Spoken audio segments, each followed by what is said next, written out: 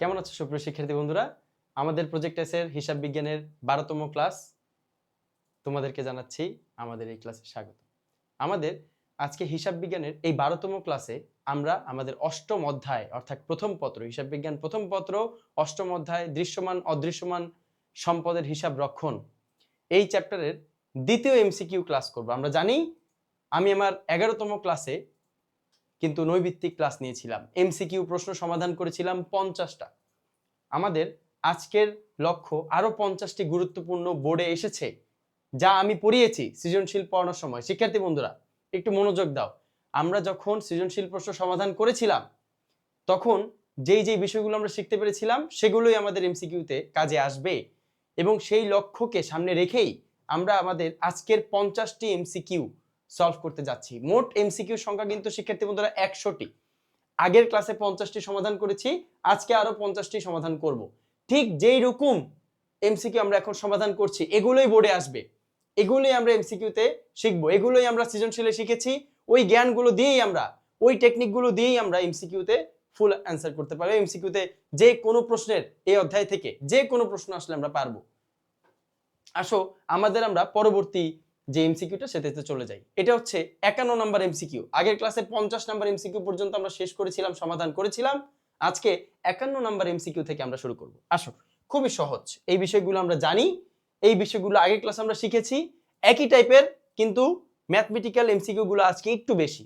খেয়াল করো, অবচয় ধার্যের কারণে কোন নীতির প্রয়োগ ঘটে? এটা আমি আমার প্রথম ক্লাসেই বলেছিলাম যে প্রয়োগ ঘটে, অবচয়ের যেই প্রয়োগটা, অবচয় আমরা প্রয়োগ করি কেন? শিক্ষার্থী বন্ধু একটু মনোযোগ দাও। আমরা অবচয় ধার্য করি কেন, অবচয় প্রয়োগ করি কেন? আমরা জানি মিলকরণ নীতি, অর্থাৎ আয় ও ব্যয় সমান হতে হবে, যেন আয় ও ব্যয় হিসাব বর্ষের শেষে সমান হয়। আমি যতটুকু একটা মেশিন থেকে ইনকাম করলাম, একটা কলকবজা, একটা যন্ত্রপাতি, একটা আসবাবপত্র আমি খরিদ করলাম, সেই আসবাবপত্র থেকে যতটুকু ইনকাম আমার হলো, যতটুকু মুনাফা আমার হলো, যতটুকু টাকার পণ্য আমি প্রোডাকশন করতে পারলাম, সেই পণ্য থেকে আমার যতটুকু মুনাফা অর্জিত হলো, শিক্ষার্থী বন্ধুরা সেই প্রোডাকশন থেকে আমার যতটুকু মুনাফা অর্জিত হলো, সেই মুনাফার বিপরীতে আমাকে একটা খরচ বা ব্যয় দেখাতে হবে। কারণ সেই মুনাফাটা এমনি এমনি অর্জিত হয় নাই, সেই আসবাবপত্রের একটা ব্যবহারজনিত ক্ষয় বা ক্ষতি রয়েছে। সেই আসবাবপত্রের ব্যবহারজনিত ক্ষয় বা ক্ষতিকে আমরা বলছি অবচয়। সেই অবচয়ের ফলে আমি ওই আসবাবপত্র থেকে একটা প্রোডাকশন করতে পেরেছি, পণ্য উৎপাদন করে সেখান থেকে আমি ন্যূনতম একটা মুনাফা পেয়েছি। সেই মুনাফার সাথে সেই অবচয়ের সমান সমান সমান মানে একটা বিপরীতে দাঁড় করানো, যে না আয়ের বিপরীতে ব্যয়, ব্যয়ের বিপরীতে আয় দাঁড় করানোর যে নীতি, তার নাম হচ্ছে মিলকরণ নীতি। তাহলে আমরা জানি অবচয় ধার্যের কারণে কোন নীতির প্রয়োগ ঘটে? শিক্ষার্থী বন্ধুরা উত্তর দাও, তোমরা উত্তর দাও। অবচয় ধার্যের কারণে কোন নীতির প্রয়োগ ঘটে? ঢাকা বোর্ডে একুশে এসেছে, আমরা জানি মিলকরণ নীতি। আশা করি একেবারেই সহজ বিষয়টি। অবচয় ধার্যের কারণে কোন নীতির প্রয়োগ ঘটে? অ্যান্সার হবে মিলকরণ নীতি। তারপরে 52 নম্বর এমসিকিউ, এটাও ঢাকা বোর্ড 21-এর, তোমরা দেখতে পাচ্ছ। অবচয় একটি অনগদ লেনদেন, আমরা সবাই জানি। অবচয় একটি অদৃশ্যমান লেনদেন, এটাও আমরা জানি। অবচয় দেখা যায় না, ধরা যায় না, ছোঁয়া যায় না। অবচয় হচ্ছে, এটা কি কেউ দেখতে পারে? অবলোপন হচ্ছে, শূন্যীকরণ হচ্ছে বা নিঃশেষকরণ হচ্ছে, এটা কি কেউ দেখতে পারে? পারে না। সুতরাং এটা একটা অদৃশ্যমান লেনদেন। সম্পত্তির ব্যয় বন্টন প্রক্রিয়া, আমরা জানি স্থায়ী সম্পত্তির ব্যয় বন্টন প্রক্রিয়ার নাম হচ্ছে অবচয়। অবচয় একটি ব্যয় বন্টন প্রক্রিয়া, এটা কোনো মূল্যায়ন প্রক্রিয়া নয়। তার মানে 1, 2, 3 তিনটাই সঠিক, উত্তর ঘ। সহজ না শিক্ষার্থী বন্ধুরা? একেবারে ইজি। একটু মনোযোগ দাও ভাইয়ের সাথে, এমসিকিউ নিয়ে এই চ্যাপ্টারের সকল সমস্যার সমাধান হয়ে যাবে আজকে। অবচয় হলো একটি আন্তঃলেনদেন। অবচয় একটি স্থায়ী সম্পত্তির মূল্যের উপর ধার্য করা হয়। অবচয় অনগদ লেনদেন, তিনটাই ঠিক আছে। 1ও ঠিক আছে, 2ও ঠিক আছে, 3ও ঠিক আছে। অ্যান্সার খ। আমরা তো জানি অবচয় একটি অভ্যন্তরীণ লেনদেন। অবচয় একটা কোম্পানির, একটা অর্গানাইজেশনের, একটা ব্যবসায়ের অভ্যন্তরীণ লেনদেন, বাণিজ্যের অভ্যন্তরীণ লেনদেনকে আমরা বলি আন্তঃলেনদেন। স্থায়ী সম্পত্তির উপর ধার্য করা হয় অবচয়। আমরা জানি অবচয় সবসময় স্থায়ী সম্পত্তির উপর ধার্য করা হয়। অবচয় অলিক সম্পদের উপর ধার্য করা হয় না। অবচয় কখনো চলতি সম্পদের উপর ধার্য করা হয় না। ইহা স্থায়ী সম্পদের উপর, স্থায়ী সম্পদ এবং স্থায়ী সম্পদের দৃশ্যমান যে এরিয়াটা, সে যেই অংশটা দৃশ্যমান স্থায়ী সম্পদের জন্য আমরা অবচয় ধার্য করে থাকি। অবচয় একটি অনগদ লেনদেন, এটা আমরা সবাই জানি। সুতরাং উত্তর ঘ। আশা করি বিষয়টি তোমাদের কাছে একেবারে পরিষ্কার। আসো, অবচয় ধার্যের বিবেচ্য বিষয়, এটা আমি আমার প্রথম ক্লাসেই বলেছি যে ভাইয়া অবচয় ধার্যের বিবেচ্য বিষয়ের মধ্যে রয়েছে অবচয় সম্পত্তির একটা ক্রয় মূল্য রয়েছে, সম্পত্তির আনুষঙ্গিক মূল্য। আমরা জানি যে সম্পত্তির অর্জন মূল্যের সাথে আমরা অর্জন মূল্য কিভাবে বের করি, ক্রয় মূল্যের সাথে আমরা ওই সম্পত্তি, ওই নির্দিষ্ট সম্পত্তির আনুষঙ্গিক খরচগুলো যোগ করি। একটা সম্পত্তির ক্রয় মূল্য যোগ ওই সম্পত্তির আনুষঙ্গিক খরচ ইজ ইকুয়াল টু সম্পত্তির অর্জন মূল্য। তাহলে অবশ্যই সেই অর্জন মূল্যকে এখানে ক্রয় মূল্য বলা হচ্ছে। তাহলে অবচয় ধার্যের 1 নম্বর বিবেচ্য বিষয় সম্পত্তির অর্জন মূল্য বা ক্রয় মূল্য, এটা ঠিক আছে, পারফেক্ট।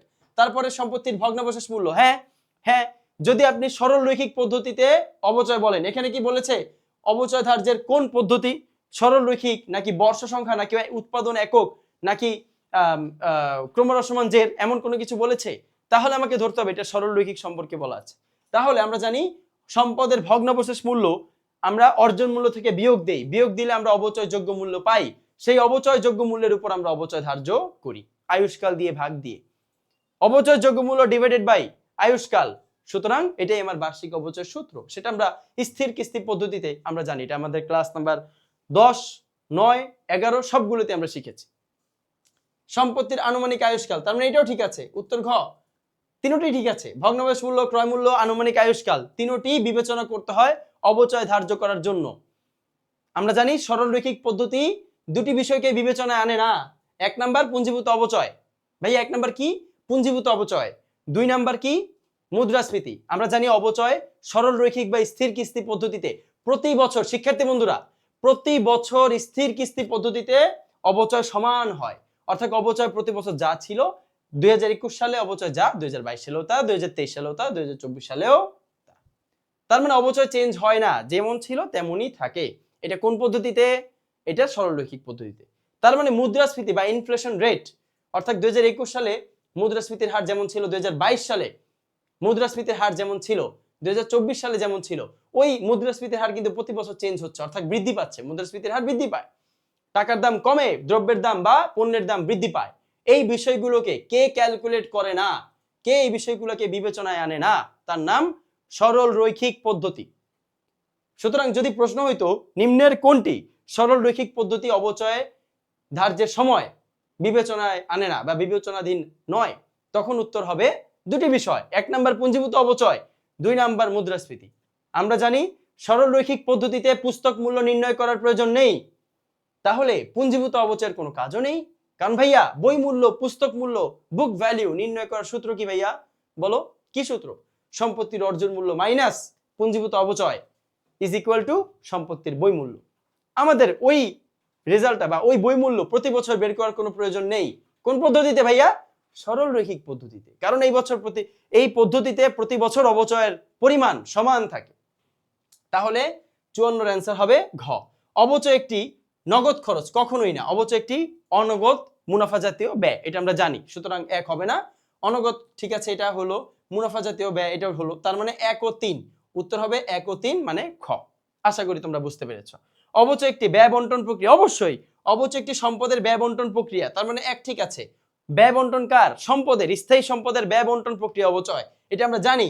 অবচয় কি মূলধন জাতীয় ব্যয় ভাইয়া বলো তো? অবচয়, অবলোপন, সন্নিকরণ, নিঃশেষকরণ এগুলা কি কোনো ব্যয় মূলধন জাতীয় ব্যয়? এটা কি বছরে বা 5-6 বছরে একবার হয়, অনিয়মিত হয়, এরকম কোনো ব্যয়? আমরা জানি অনিয়মিত ব্যয়কে আমরা মূলধন জাতীয় ব্যয় বলি, কিন্তু মুনাফা জাতীয় ব্যয় হচ্ছে যা নিয়মিত হয়, বছরে বারবার হয়, 12 মাসে 12 বার হচ্ছে, এরকম হতে পারে। 12 মাসে বারবার হয়, বছরে বারবার নিয়মিত সংগঠিত হয়, এমন খরচ, এমন ব্যয়কে আমরা বলি মুনাফা জাতীয় ব্যয়। তাহলে এই অবচয় একটি মুনাফা জাতীয় ব্যয়, এটা মূলধন জাতীয় ব্যয় নয়। অবশ্যই অবচয় একটি অনগদ লেনদেন, অনগদ ব্যয়, তার মানে 1 ও 3, 1 ও 3 অর্থাৎ গ নাম্বার সঠিক। তারপরে আসো ভাইয়া আমরা 57 নাম্বার, অবচয় ধার্য করা হলে, অবচয় যদি অতিরিক্ত ধার্য করা হয়, ভাইয়া কি ধার্য করা হচ্ছে? অতিরিক্ত ধার্য করা হচ্ছে, যা উচিত নয়, তাহলে কি কি প্রভাব পড়বে আসো আমরা একটু বোঝার চেষ্টা করি। অবচয় যদি অতিরিক্ত ধার্য করা হয়, সে ফর এক্সাম্পল আমার অবচয় হচ্ছে 20,000 টাকা, মানে ভ্যালিড লিগ্যালি আমার অবচয় কত? 20,000, 20,000 টাকা। আমার ধরলাম যে আমার অবচয় 20,000 টাকা এবং আমার মোট লাভ দেওয়া আছে 1 লক্ষ টাকা। কত মোট লাভ? 1 লক্ষ টাকা। তাহলে 1 লাখ থেকে যদি আমি 20,000 টাকা অবচয় পরিচালন ব্যয় আমরা জানি বাদ দেই, তাহলে আমাদের পরিচালন মুনাফা কত দেখাবে ভাইয়া?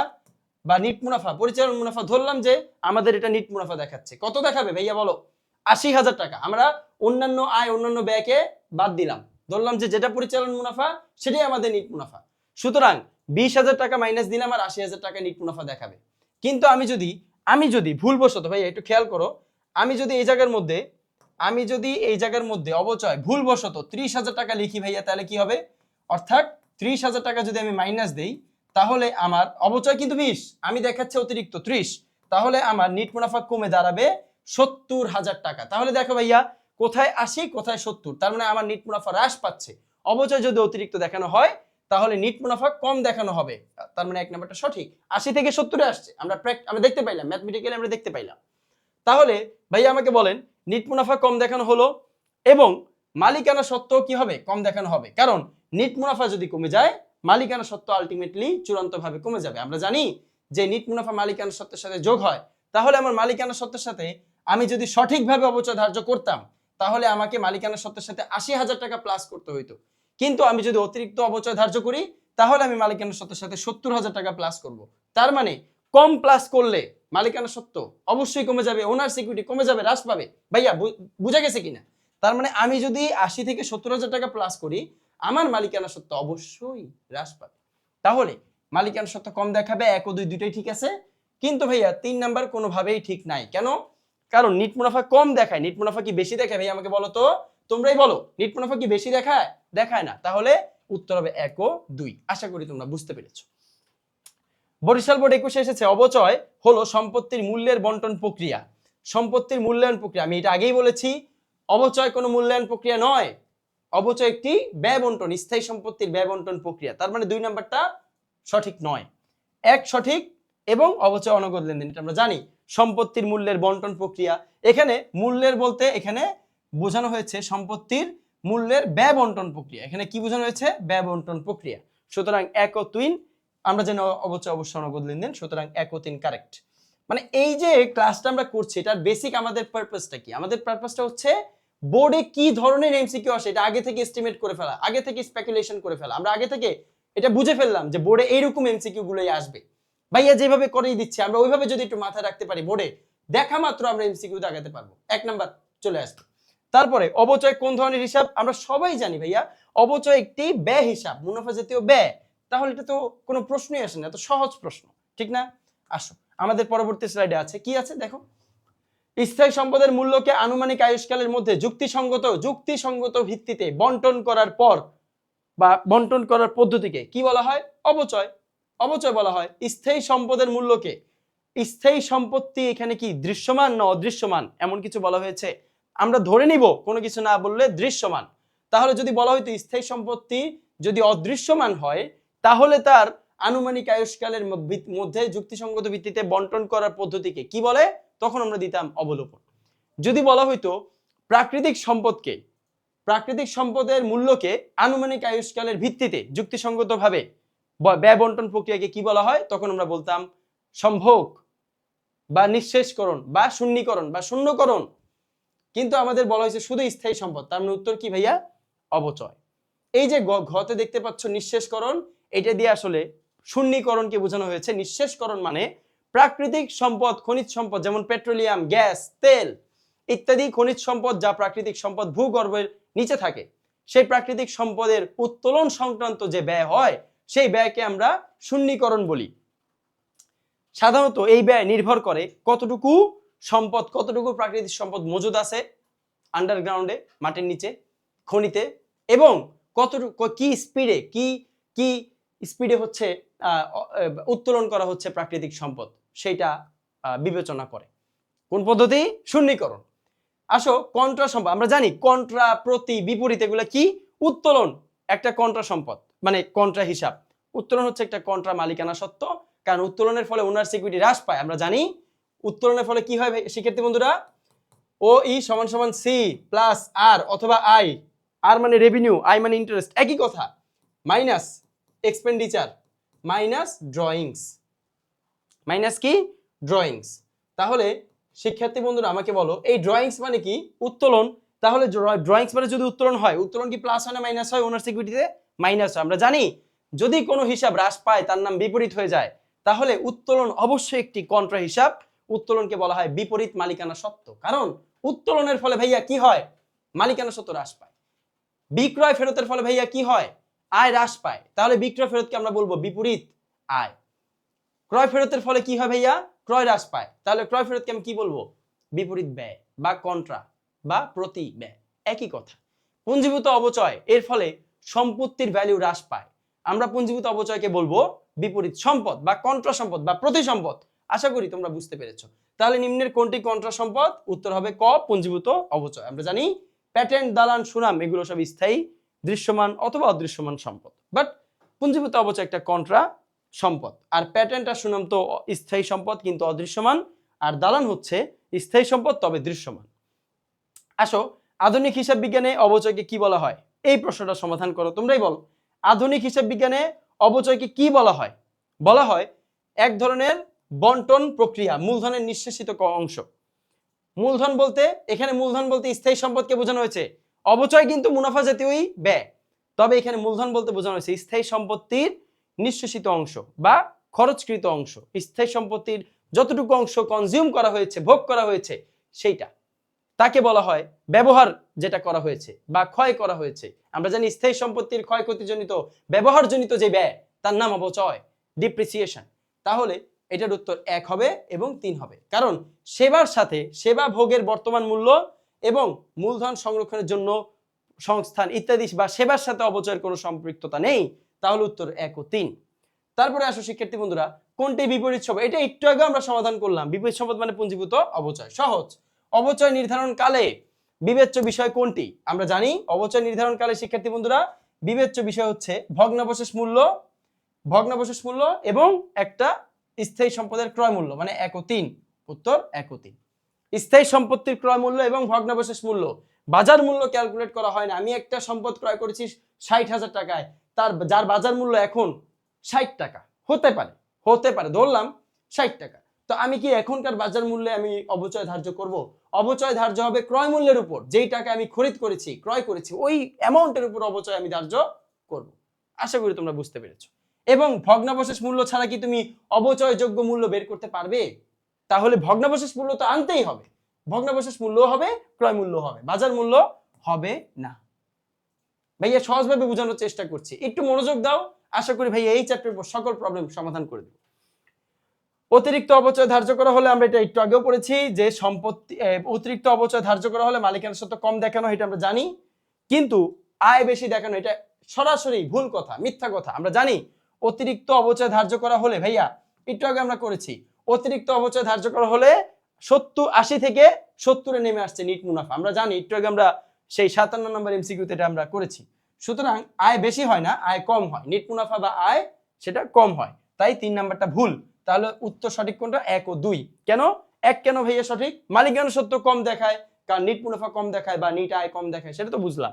সম্পত্তি কেন কম দেখায়? কারণ তুমি যদি অতিরিক্ত অপচয় ধার্য করো, অপচয়ের বিপরীতে কে আছে? অপর পৃষ্ঠে কে আছে? পুঞ্জীভূত অপচয় বা অপচয় সঞ্চিতি বা ক্রমযোজিত অপচয়, একই তো নাম, সিনোনিম, সব একই কথা। তাহলে তুমি যদি অপচয় 1 টাকা ধরলাম, তুমি অপচয় যদি ভাইয়া তুমি 1 টাকা অপচয় বেশি ধার্য করেছো, তার মানে ওই 1 টাকা শুধু অপচয় বেশি ধার্য করো নাই, তুমি পুঞ্জীভূত অপচয় বেশি ধার্য করেছো। অপচয় 1 টাকা বেশি ধার্য করা মানে পুঞ্জীভূত। খেয়াল করো শিক্ষার্থী বন্ধুরা, একটু মনোযোগ দাও। যেটা অপচয় 1 টাকা বেশি ধার্য করা মানে কি? পুঞ্জীভূত অপচয় 1 টাকা বেশি ধার্য করা। আমরা জানি অপচয়ের জাবেদা কি বলো? অপচয় হিসাব ডেবিট, পুঞ্জীভূত অপচয় হিসাব ক্রেডিট। তাহলে 1 টাকাও যদি অপচয় বেশি ধার্য করা হয়, পুঞ্জীভূত অপচয় 1 টাকা বেশি ধার্য করা হচ্ছে, এই মর্মে প্রতীয়মান হয়। তাহলে পুঞ্জীভূত অপচয় যদি বেশি ধার্য করা হয়, তাহলে সম্পত্তির ভ্যালু কি কম হবে না? কারণ পুঞ্জীভূত অপচয় তো কন্ট্রা সম্পদ, কন্ট্রা অ্যাসেট, বিপরীত বা প্রতি সম্পদ। পুঞ্জীভূত অপচয়ের ফলে সম্পত্তির ভ্যালু হ্রাস পায়, কমে যায়। তাহলে তুমি যতটুকু টাকার অপচয় বেশি দেখাবা, ততটুকু টাকার পুঞ্জীভূত অপচয় বেশি দেখাবে। আর পুঞ্জীভূত অপচয় যত বেশি, সম্পত্তি থেকে মাইনাস হবে তত বেশি, তখন সম্পত্তি ততটুকুই হ্রাস পাবে, বেশি অতিরিক্ত হ্রাস পাবে। তাই অপচয় বেশি ধার্য করলে নিট আয় কমে যায়, মালিকানা সত্ত্ব কমে যায়, এবং ওই স্থায়ী সম্পত্তি সংশ্লিষ্ট যেই সম্পত্তির অপচয় বেশি ধার্য করেছো, সেই সংশ্লিষ্ট সম্পত্তির দামও কমে যায়। তারপরে আসো আমরা পরবর্তী সমাধান করি। এটার উত্তর হচ্ছে 1 ও 2। আশা করি এটা তোমরা বুঝতে পেরেছো। পরবর্তী এমসিকিউটা দেখো, একটি সম্পত্তির মোট ক্রয় মূল্য ও পুঞ্জীভূত অপচয়ের পার্থক্য। কি সুন্দর প্রশ্ন। আমরা জানি একটি সম্পত্তির মোট ক্রয় মূল্য মানে কি? মোট ক্রয় মূল্য মানে অর্জন মূল্য। অর্জন মূল্য মাইনাস পুঞ্জীভূত অবচয়। ভাইয়া মাইনাস কোথায় পাইলেন? এই যে বলা আছে দেখো ভাইয়া, পার্থক্য। কি বলা আছে? পার্থক্য মানে বিয়োগ, মাইনাস বিয়োগফল। একটা অর্জন মূল্য বা একটা সম্পত্তির অর্জন মূল্য বা ক্রয় মূল্য থেকে পুঞ্জীভূত অবচয় মাইনাস করলে যার তার বিয়োগফলটা আসলে কি হবে, মাইনাস যদি আমরা করি সেটাকে আমরা বলবো সম্পত্তির বই মূল্য। কি বলবো? বই মূল্য। পুস্তক মূল্যের সূত্র, বুক ভ্যালুর সূত্র, এটা আমরা জানি। আসো, ভগ্নাবশেষ মূল্যকে কি নামে অভিহিত করা হয়? ভগ্নাবশেষ মূল্য সেই কনসেপ্ট কিন্তু ভাইয়া আমি পূর্বেই ক্লিয়ার করে দিয়েছিলাম, যে একটা স্থায়ী সম্পত্তির মেয়াদকাল ফুরিয়ে গেলে, শর্তটা মনোযোগ দিয়ে শোনো ভাইয়া, স্থায়ী সম্পত্তির যদি মেয়াদকাল ফুরিয়ে যায়, যদি মেয়াদকাল শেষ হয়ে যায়, আয়ুষ্কাল যদি শেষ হয়ে যায়, ভাইয়া আমাকে বলো, আয়ুষ্কাল শেষ হয়ে গেছে, তারপরে একটা স্থায়ী সম্পত্তির আয়ুষ্কাল 8 বছর, আমি 8ম বছর পর্যন্ত ব্যবহার করতে পারবো, 9ম বছরে গিয়ে কিন্তু ওই সেম কোয়ালিটিতে আমি ফ্যাসিলিটি পাবো না, ওই সেম কোয়ালিটির ফ্যাসিলিটি পাবো না সেই সম্পদ থেকে। ও সুতরাং ওই সম্পদ আমি 9ম বছরে গিয়ে বিক্রি করে দিব। অর্থাৎ মেয়াদকাল শেষ হয়ে যাওয়ার পরে ওই সম্পত্তির যতটুকু ভ্যালু থাকে, সেটার বিক্রয় মূল্য থেকে যতটুকু টাকা প্রাপ্তি হয়, পাওয়া যায় নগদ টাকা, তাকে বলা হয় ভগ্নাবশেষ মূল্য। তাহলে ভগ্নাবশেষ মূল্যকে কি নামে অভিহিত করা হয়? উত্তরটা একদম সিম্পল, আয়ুষ্কাল শেষে, আয়ুষ্কাল শেষে সম্পদ থেকে নগদ প্রাপ্তি। আয়ুষ্কাল সম্পদ অপসারণের সাথে ভগ্নাবশেষ মূল্য জড়িত নয়, সম্পদের নির্দিষ্ট বিক্রয় মূল্য নয়, এবং প্রাক্কলিত অপসারণ মূল্য নয়। মোট কথা হচ্ছে, যেখানে তুমি দেখবে আয়ুষ্কাল শেষে, অর্থাৎ আমার বছর, আমার মেয়াদ, আমার আয়ুষ্কাল, আমার সম্পদের যে আয়ুষ্কাল সেটা শেষ হয়ে গিয়েছে, তারপরে আমি সম্পত্তি থেকে যেই টাকাটা পাচ্ছি বিক্রয়ের ফলে, সেটাকে আমরা বলি ভগ্নাবশেষ মূল্য বা রেসিডুয়াল ক্লেমেন্ট। আসো, পুস্তক মূল্য, এই যে 66 আর 68 মধ্যে কোনো পার্থক্য রয়েছে? একই তো কথা, পুস্তক মূল্য মানে বই মূল্য ভাইয়া, পুস্তক মূল্য মানে বুক ভ্যালু। তাহলে পুস্তক মূল্য সমান সমান আমরা জানি ক্রয় মূল্য মাইনাস পুঞ্জীভূত অবচয়। সুতরাং উত্তর খ, ক্রয় মূল্য মাইনাস পুঞ্জীভূত অবচয়। তোমাদের পরীক্ষা থাকতে পারে, তোমাদের ভাইয়া পরীক্ষা কি থাকতে পারে? অবচয় সঞ্চিতি থাকতে পারে, অবচয় সঞ্চিতি। তোমাদের পরীক্ষা থাকতে পারে ক্রমযোজিত অবচয়। ভাইয়া কি থাকতে পারে? ক্রমযোজিত অবচয়। তোমাদের পরীক্ষা এটা থাকতে পারে যে ক্রমযোজিত অবচয়, অবচয় সঞ্চিতি অথবা পুঞ্জীভূত অবচয়, একই কথা। ক্রয় মূল্য মাইনাস অবচয় সঞ্চিতি, অথবা ক্রয় মূল্য মাইনাস ক্রমযোজিত অবচয়, অথবা ক্রয় মূল্য মাইনাস পুঞ্জীভূত অবচয় ইজ ইকুয়াল টু বই মূল্য বা বুক ভ্যালু। সহজ না ভাইয়া? তারপরে বলা হয়েছে পরবর্তী এমসিকিউতে, দেখো যে অবচয় ধার্যের উদ্দেশ্য কি? আমরা জানি অবচয় ধার্যের উদ্দেশ্য নিয়েও কিন্তু আমি আমার এই চ্যাপ্টারের প্রথম ক্লাসে আমি বলে দিয়েছি, লিখে দিয়েছি তোমাদেরকে। আমি আবারও বলছি, অবচয় ধার্যের উদ্দেশ্যটা কি? কারণ অবচয় একটা ব্যয় বন্টন প্রক্রিয়া, সম্পত্তির ব্যয় বন্টন প্রক্রিয়া। না হলে আমি বুঝবো না যে আমি একটা সম্পত্তি কতটুকু ব্যবহার করছি। আমাকে অবচয় না বের করলে, আমি যদি অবচয় না বের করি, তাহলে সম্পত্তি কতটুকু ক্ষয় হলো, ব্যবহার হলো, সেটা আমি জানবো না। তাই আমাকে সেটা জানতে হবে।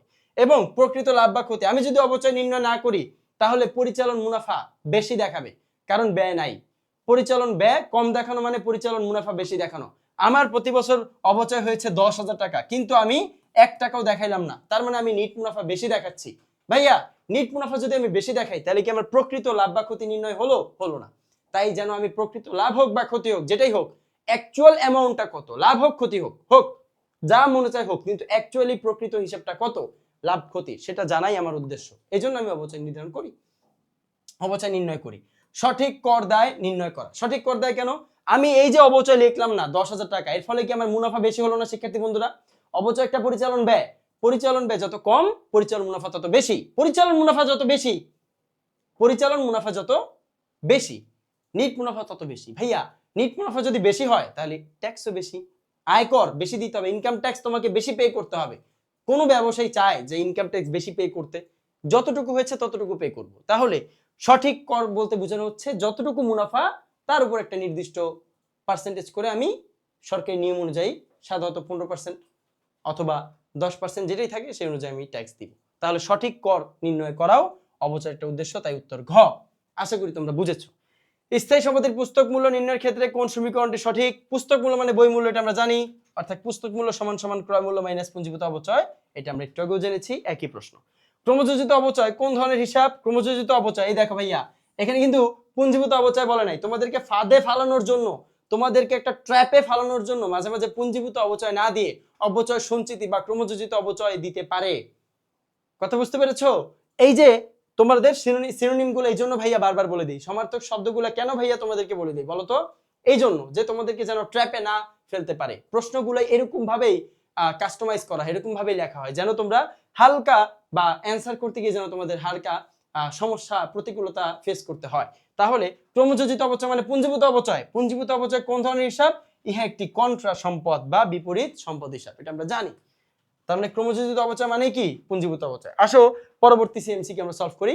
অপচয় একটি অদৃশ্যমান জানি, অনগদ জানি, ধারে কেন? অপচয় কি কোনো ধারের কোনো লেনদেন? অপচয় কি ধারে হয়, বাকিতে হয়, চালানে পরিবহনাধীন এমন কোনো কিছু কি হয়? অপচয় একটি অনগদ লেনদেন, অদৃশ্যমান লেনদেন, অপচয় একটি ব্যয় বন্টন প্রক্রিয়া, এগুলো আমরা জানি। ধারে আবার কোন ধরনের কথা? সুতরাং 1 ও 2 সঠিক, 3 সঠিক নয়। জনাব বাসার কারবারে ব্যবহারের জন্য 20,000 টাকার আসবাবপত্র ক্রয় করেন, যার বার্ষিক অপচয় 1,000 টাকা হলে অপচয়ের হার কত? আচ্ছা ভাইয়া, এখানে বলা হয়েছে 20,000 টাকার সম্পদ, বার্ষিক অপচয় ভাইয়া কত? 1,000 টাকা। ভাইয়া 1,000 টাকা। আমরা জানি অপচয়ের হার কত। আচ্ছা, অপচয়ের হার সমান, অপচয়ের হারের সূত্রটা কি? 100% ভাগ আয়ুষ্কাল। ভাইয়া 100% ভাগ আয়ুষ্কাল। আমাকে উত্তর দাও। এখানে আয়ুষ্কাল কিন্তু দেওয়া নাই। আয়ুষ্কাল কি দেওয়া আছে? নাই। 100% ভাগ আয়ুষ্কাল সমান সমান বার্ষিক অপচয়। সরল রৈখিক পদ্ধতিতে এই অপচয়ের সূত্র তো আমরা সবাই জানি। ভাইয়া বারবার এই একই সূত্র বুঝিয়ে দিয়েছি তোমাদের। তাহলে আমরা অপচয়ের হার কত সেটা আমরা জানতে পারবো। তাহলে বলো তো, আয়ুষ্কাল তো আমার এখানে দেওয়া নাই। আয়ুষ্কাল এখানে দেওয়া আছে কোথাও? নাই। তাহলে আয়ুষ্কাল না দেওয়া থাকলে 1,000 টাকা আমি কিভাবে পাইলাম? আমাকে বলো তো, আমি কত টাকার, আমি 1,000 টাকা কিভাবে পাইলাম? এই যে বার্ষিক অপচয় 1,000 টাকা, ঠিক কত টাকার পার্সেন্ট? 20,000 টাকার কত পার্সেন্ট 1,000 টাকা হয়? আমার কারবারে ব্যবহারের জন্য 20,000 টাকার যন্ত্র ক্রয় করেছি। আমার 20,000 টাকার সাথে 10% যদি আমি করি, খেয়াল করো, একটু মিলাও। 20,000 টাকার সাথে যদি আমি 10% করি তাহলে আমার হয় 2,000। তার মানে আমার তো বার্ষিক অপচয় 1,000 দেওয়া আছে, সুতরাং 10% হবে না। কয় পার্সেন্ট হবে? অর্ধেক। কত? 5%। কত? 1,000। তার মানে এখানে উত্তরটা কত ভাইয়া? 5%। এখন ভাইয়া এই যে 5% আমি বের করলাম, এই 5%টা আমরা বের করলাম কিভাবে? আমার এখানে যদি 20,000 টাকার সাথে আমি একটু ভাবলেই হয় যে আমার 20,000 টাকার উপর যদি আমি 10% অপচয় ধার্য করি তাহলে আমার বার্ষিক অপচয় হয় কত? কত হয়? 2,000 টাকা। কিন্তু আমি তো 20,000 টাকার উপর 10% অপচয় ধার্য করতে পারবো না। আমাকে কিছু একটা পার্সেন্টেজ করতে হবে যেন 1,000 টাকা বের হয়। তাহলে এই 1,000 টাকা আমি কিভাবে বের করব ভাইয়া? এই 1,000 টাকা আমি কিভাবে বের করব? তাহলে আসো আমরা একটু টেকনিকটা দেখি। 20,000 ভাগ 1,000 গুণ 100।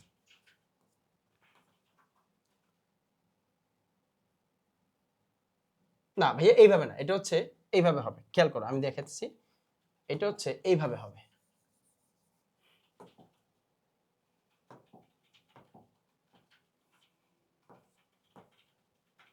খেয়াল করো শিক্ষার্থী বন্ধুরা, এটা মনোযোগ দিয়ে খেয়াল করো। আমার বার্ষিক অপচয় কত? 1,000 টাকা। বার্ষিক অপচয় কত? 1,000 টাকা।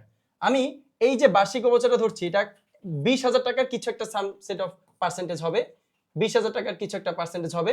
তাহলে আসো, এই যে আমি যদি এখানে 3টা শূন্য কাটাকাটি করে দেই তাহলে আমার হচ্ছে 20 ভাগের 1 অংশ। ভাইয়া কত অংশ হচ্ছে? 20 ভাগের 1 অংশ।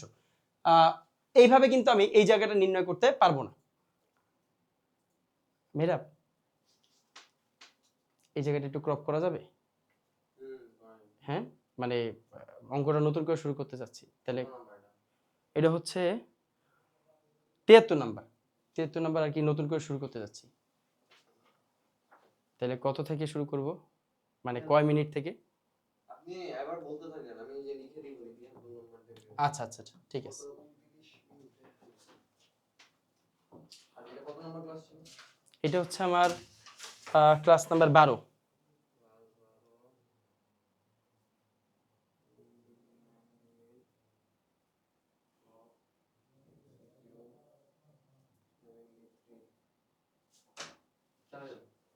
চলে যাবো? আচ্ছা, তাহলে ভাইয়া দেখো, আমাদের জনাব বাসার কারবারের ব্যবহারের জন্য 20,000 টাকার আসবাবপত্র ক্রয় করেছেন, যার বার্ষিক অপচয় 1,000 টাকা। এখন আমাকে বের করতে বলা হয়েছে অপচয়ের হার কত। ভাইয়া আমাকে বলো, অপচয়ের হার বের করতে বলা হয়েছে। অপচয় কিন্তু বের করতে বলা হয়নি। অপচয় দেওয়া আছে, 1,000 টাকা দেওয়া আছে। তুমি নিজেই বুঝতে পারছো 1,000 টাকা 20,000-এর কত পার্সেন্ট বলো তো? 20,000-এর কত পার্সেন্ট 1,000 টাকা হয়? তুমি নিজেই ক্যালকুলেট করো। আমি যদি 20,000-এর সাথে 10% করি তাহলে হবে 2,000। 20,000 সাথে যদি আমি 5% করি তাহলে আমার ব্যালেন্স কত? 1,000। আমরা জানি 100%। খেয়াল করো ভাইয়া, 100% ভাগ মেয়াদকাল, 100% ভাগ কি মেয়াদকাল। এখন 100% ভাগ মেয়াদকাল দিলে আমি কি পাই অবচয়ের হার পাই। সরল রৈখিক পদ্ধতিতে অবচয় হার বের করার সূত্র কি 100% ভাগ মেয়াদকাল। ভাইয়ার সাথে একটু খেয়াল করো 100% ভাগ মেয়াদকাল সমান সমান অবচয়ের হার। কিন্তু আমার এখানে তো মেয়াদকালও দেওয়া নাই ভাইয়া, তাহলে আমি কি করব একটু বেসিক সেন্সটা এখানে অ্যাপ্লাই করো যে 20,000 টাকার আমি কত পার্সেন্ট করলে, এখানে 4টা অপশন দেওয়া আছে। 20,000 টাকার একটু দ্রুত ভাবার চেষ্টা করো। 20,000 টাকার 4% তাহলে কত হবে? 20,000 টাকা 4% কত হবে ভাইয়া? 800 টাকা। 4 দুগুণে 8, তার মানে এটা হবে না। 20,000 টাকার 5% করো, দেখো মিলে গেছে। যদি 20,000 টাকার সাথে 5% করো তাহলে কত হবে? 5 দুগুণে 10, অর্থাৎ 20,000 গুণ 5% 1,000। তাহলে 20,000 টাকা কয় পার্সেন্ট বের করতে হবে? 5%। রেজাল্ট কত ভাইয়া? 1,000 টাকা। তার মানে উত্তর কত? খ 5%। একটু যদি একটু ব্রেনটাকে শান্ত রেখে মনোযোগ দিয়ে যদি পরীক্ষার বোর্ড পরীক্ষা তুমি অ্যান্সার করতে পারো, ইজিলি অ্যান্সার করা যায়, 1 সেকেন্ডও লাগবে না। একটু দ্রুত, একটু মনোযোগ দিয়ে এবং এফেক্টিভলি তোমাকে এটা সলভ করতে হবে। তোমাকে আগে মিলাতে হবে যে আরে ভাই 4% তো যায় না ভাইয়া, 8% যায় না, 10% যায় না, কারণ এগুলো দিলে আমার বার্ষিক অবচয় 1,000 টাকা হয় না। 1,000 টাকা তো হয় না। আসো ভাই একটু ট্রিকি কোশ্চেন দেখি। এই জায়গাতে ট্রিক্স থাকতে পারে, বলো তো কি ট্রিক্স? এই জায়গাতে বলতে পারে যে সবই ঠিক আছে ভাই, এই জায়গার মধ্যে বলতে পারে এটা বার্ষিক না, এটা হচ্ছে 6 মাস। পরীক্ষার মধ্যে যদি সেম কোশ্চেন আসে যে জনাব বাসার ব্যবহারের জন্য 20,000 টাকার আসবাবপত্র ক্রয় করেন, তবে বার্ষিক অবচয় না, এখানে বলা হয়েছে যে ষান্মাসিক অবচয়, অর্থাৎ 6 মাসের অবচয়। 6 মাসের অবচয় কত ভাইয়া? 1,000 টাকা। তার মানে 6 মাসে যদি 1,000 হয় তাহলে ভাইয়া 12 মাসে কত ভাইয়া? আমাকে উত্তর দাও, তোমরা আমাকে উত্তর দাও। যে ট্রিকি কোশ্চেন, 6 মাস বা ষান্মাসিক মানে 6 মাস, এটা আমরা জানি। তাহলে বছরে 2 বার অবচয় ধার্য করা হয় ষান্মাসিক, অর্থাৎ 6 মাসে একবার, বার্ষিকে 2 বার। তো 6 মাসের অবচয় ভাইয়া কত? 1,000 দেওয়া আছে, ধরলাম ট্রিকি কোশ্চেন। তাহলে 12 মাসের অবচয় কত? 1,000 গুণ 2, তাহলে রেজাল্ট কত ভাইয়া? 2,000 টাকা। ভাইয়া কয় হাজার? 2,000 টাকা। তার মানে তোমাকে তখন বার্ষিক অবচয়টা বের করে নিতে হবে যে বার্ষিক অবচয় 2,000। এখন তুমি আমাকে বলো 20,000 এর কত পার্সেন্ট 2,000 টাকা হয়? 20,000 টাকার কত পার্সেন্ট 2,000 টাকা হয়? আমরা সবাই জানি 20,000 এর কত পার্সেন্ট 2,000 টাকা হয় বলো তো? 20,000 এর 10%। 20,000 এর কত পার্সেন্ট 2,000 টাকা হয়? 10%। তাহলে তখন আমাদের অ্যান্সার হতো ঘ নাম্বার, যদি ষান্মাসিক থাকতো। কিন্তু আমাদের এখানে এমন কোনো ট্রিক্স দেয় নাই, জাস্ট বলা আছে বার্ষিক। একইভাবে যদি আমাদের এখানে বলা থাকে যে ভাই মাসিক অবচয় কত ভাইয়া? 100 টাকা। মাসিক অবচয় কত? 100 টাকা। অথবা মাসিক অবচয় দেওয়া আছে 50 টাকা, হতে পারে মাসিক অবচয় 50 টাকা, তার মানে 12 মাস অবচয় কত? 5 12 60, 600 টাকা। মাসিক অবচয় 50 হলে বার্ষিক অবচয় কত? 600 টাকা। তোমাকে সব সময় বার্ষিক নিয়ে যেতে হবে। মাস থাক, দিন থাক, সপ্তাহ থাক, ষান্মাসিক থাক, দ্বিমাসিক থাক, ত্রৈমাসিক থাক, যাই থাক না কেন, তোমাকে বার্ষিক অবচয় বের করতে হবে। বার্ষিক অবচয়ের পরিমাণ বের করে তারপর তুমি দেখবা যে এটা 20,000 এর কত পার্সেন্ট। আশা করি তোমরা বুঝতে পেরেছো। সব সময় বার্ষিক কি ভাইয়া? বার্ষিক। এই প্রশ্নে বার্ষিক বলাই আছে, তাই আমাদের জন্য কাজটা একদম সহজ। এবার আসো কোনটি অনগদ লেনদেন। আশা করি এটা বুঝতে পেরেছি। এটার উত্তর হবে 5%, যদি 6 নরমালি যে কোশ্চেন আমরা করছিলাম। তাহলে অনগদ লেনদেন নিচে কোনটি? এটা আমরা জানি বিলের মাধ্যমে বিলের মাধ্যমে বিক্রয় করা হয়েছে, তারপরে ধারে ক্রয় করা হয়েছে, অবচয়, চেকে ক্রয়, এর মধ্যে সবগুলোই অনগদ লেনদেন। দেখো শুধুমাত্র চেকে ক্রয় ছাড়া বিলের মাধ্যমে বিক্রয়, তারপরে ধারে ক্রয়, তারপরে চেকে ক্রয় কিন্তু আমরা জানি চেকে ক্রয় করলে আমরা জাবেদা কি দিই বলতো? চেকে ক্রয় করলে ক্রয় হিসাব দিয়ে ডেবিট, আর ব্যাংক হিসাব, ভাই একটু মনোযোগ দাও, চেকে ক্রয় করা হয়েছে তাহলে ক্রয় হিসাব ডেবিট, ব্যাংক হিসাব ক্রেডিট, ব্যাংক থেকে টাকা চলে গেছে। এটা কি কখনো অনগদ লেনদেন হতে পারে? আমাকে উত্তর দাও ভাইয়া, এটা কি অনগদ লেনদেন হতে পারে? পারে না। তার মানে এই যে এটা হচ্ছে একটা নগদ, এটা হচ্ছে একটা নগদ লেনদেন। আমার এখানে চাওয়া হয়েছে কোনটি অনগদ লেনদেন। ধারে ক্রয়, এটাও একটা অনগদ লেনদেন, প্রদেয় হিসাব ক্রেডিট, ক্রয় হিসাব ডেবিট। অবচয়, এটাও একটা অনগদ লেনদেন, আমরা জানি অবচয় হিসাব ডেবিট, পুঞ্জীভূত অবচয় ক্রেডিট। তারপরে বিলের মাধ্যমে বিক্রয়, তাহলে প্রাপ্য বিল বুঝাই যাচ্ছে, প্রাপ্য বিল হিসাব ডেবিট, বিক্রয় হিসাব ক্রেডিট। যে সকল এন্ট্রি, যে সকল হিসাবের জাবেদাতে, ভাইয়া একটু মনোযোগ দাও, যে সকল হিসাবের জাবেদাতে তুমি নগদ বা ব্যাংক ডেবিট অথবা ক্রেডিট পাশে পাবে না, সেই সকল লেনদেনকে আমরা কি বলবো? অনগদ লেনদেন। অনগদ লেনদেন। তাহলে এখানে ক, গ, খ যে কোনো একটা দাগাইলেই হবে, এই তিনটাই সঠিক। তবে ঘ কিন্তু একটা নগদ লেনদেন, ঠিক আছে। এখানে যদি প্রশ্নটা এমন হতো যে কোনটি নগদ লেনদেন, তাহলে আমরা উত্তর দিতাম ঘ। কিন্তু এখানে বলা হয়েছে কোনটি অনগদ লেনদেন, তাহলে ক, কও ঠিক, গ ঠিক, খ ঠিক, তিনটাই ঠিক আছে, যে কোনো একটা দাগাইলেই আমাদের হয়ে যাবে। আসো পরবর্তী, এটা কিন্তু আমরা জানি ল্যাটিন শব্দ ডেপ্রিটিয়াম থেকে। ডেপ্রিটিয়াম ল্যাটিন শব্দের নামটা, শব্দটা কি ভাইয়া?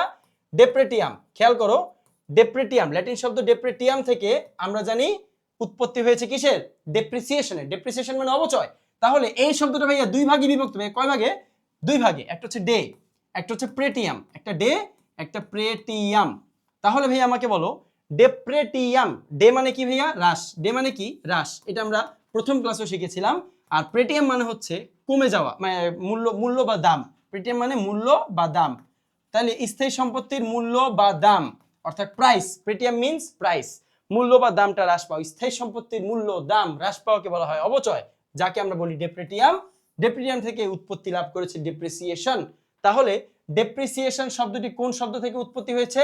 উত্তর হবে ডেপ্রেটিয়াম। ভাইয়া দেখো তো কোথায় ডেপ্রেটিয়াম রয়েছে? সবগুলো একই রকম লাগছে, তবে সঠিক বানান রয়েছে গতে, ডেপ্রেটিয়াম। খেয়াল করো, ডেপ্রেটিয়াম।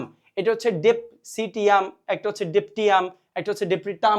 এরগুলো তো হবে না ভাইয়া, উত্তর হবে গ, ডেপ্রেটিয়াম। ল্যাটিন শব্দ, কোন শব্দ ভাইয়া এটা? ল্যাটিন শব্দ ডেপ্রেটিয়াম থেকে এসেছে। আশা করি ব্যাপারটা ক্লিয়ার। তারপরে অবচয় ধার্যের কারণ কি? অবচয় ধার্যের কারণ কি আমাকে বলো? সামঞ্জস্যতার নীতি, অর্থাৎ মিলকরণ করতে হবে আমাদের, মিল করতে হবে। সামঞ্জস্যতার নীতিতে অ্যাপ্লাই হয়। কর সাশ্রয় হয়, সম্পত্তির প্রতিস্থাপন হয়। তিনটাই ঠিক আছে। আমরা একটা সম্পত্তি শেষ হয়ে গেলে আমি সেটা বিক্রয় করে নতুন সম্পত্তি আনি, সম্পত্তির প্রতিস্থাপন হয়। তার মানে অবচয় ধার্য করার একটা ভালো কারণ, বড় একটা কারণ হচ্ছে সম্পত্তির প্রতিস্থাপন, কর বেশি না দেয়া, এবং সামঞ্জস্যতার নীতি বা মিলকরণ নীতি অ্যাপ্লাই হয়। তিনটাই ঠিক, অ্যান্সার ঘ। নিচের কোনটি অনগদ লেনদেন? তাহলে বলো অগ্রিম খরচ করছে, এটা কি অনগদ লেনদেন ভাইয়া? অগ্রিম খরচ কোন অনগদ লেনদেন হয়? অগ্রিম খরচ করা হলেও এটা তো নগদেই হয়, নগদেই হচ্ছে। নগদ অগ্রিম খরচে যাবে দেখি ভাইয়া বলো তো?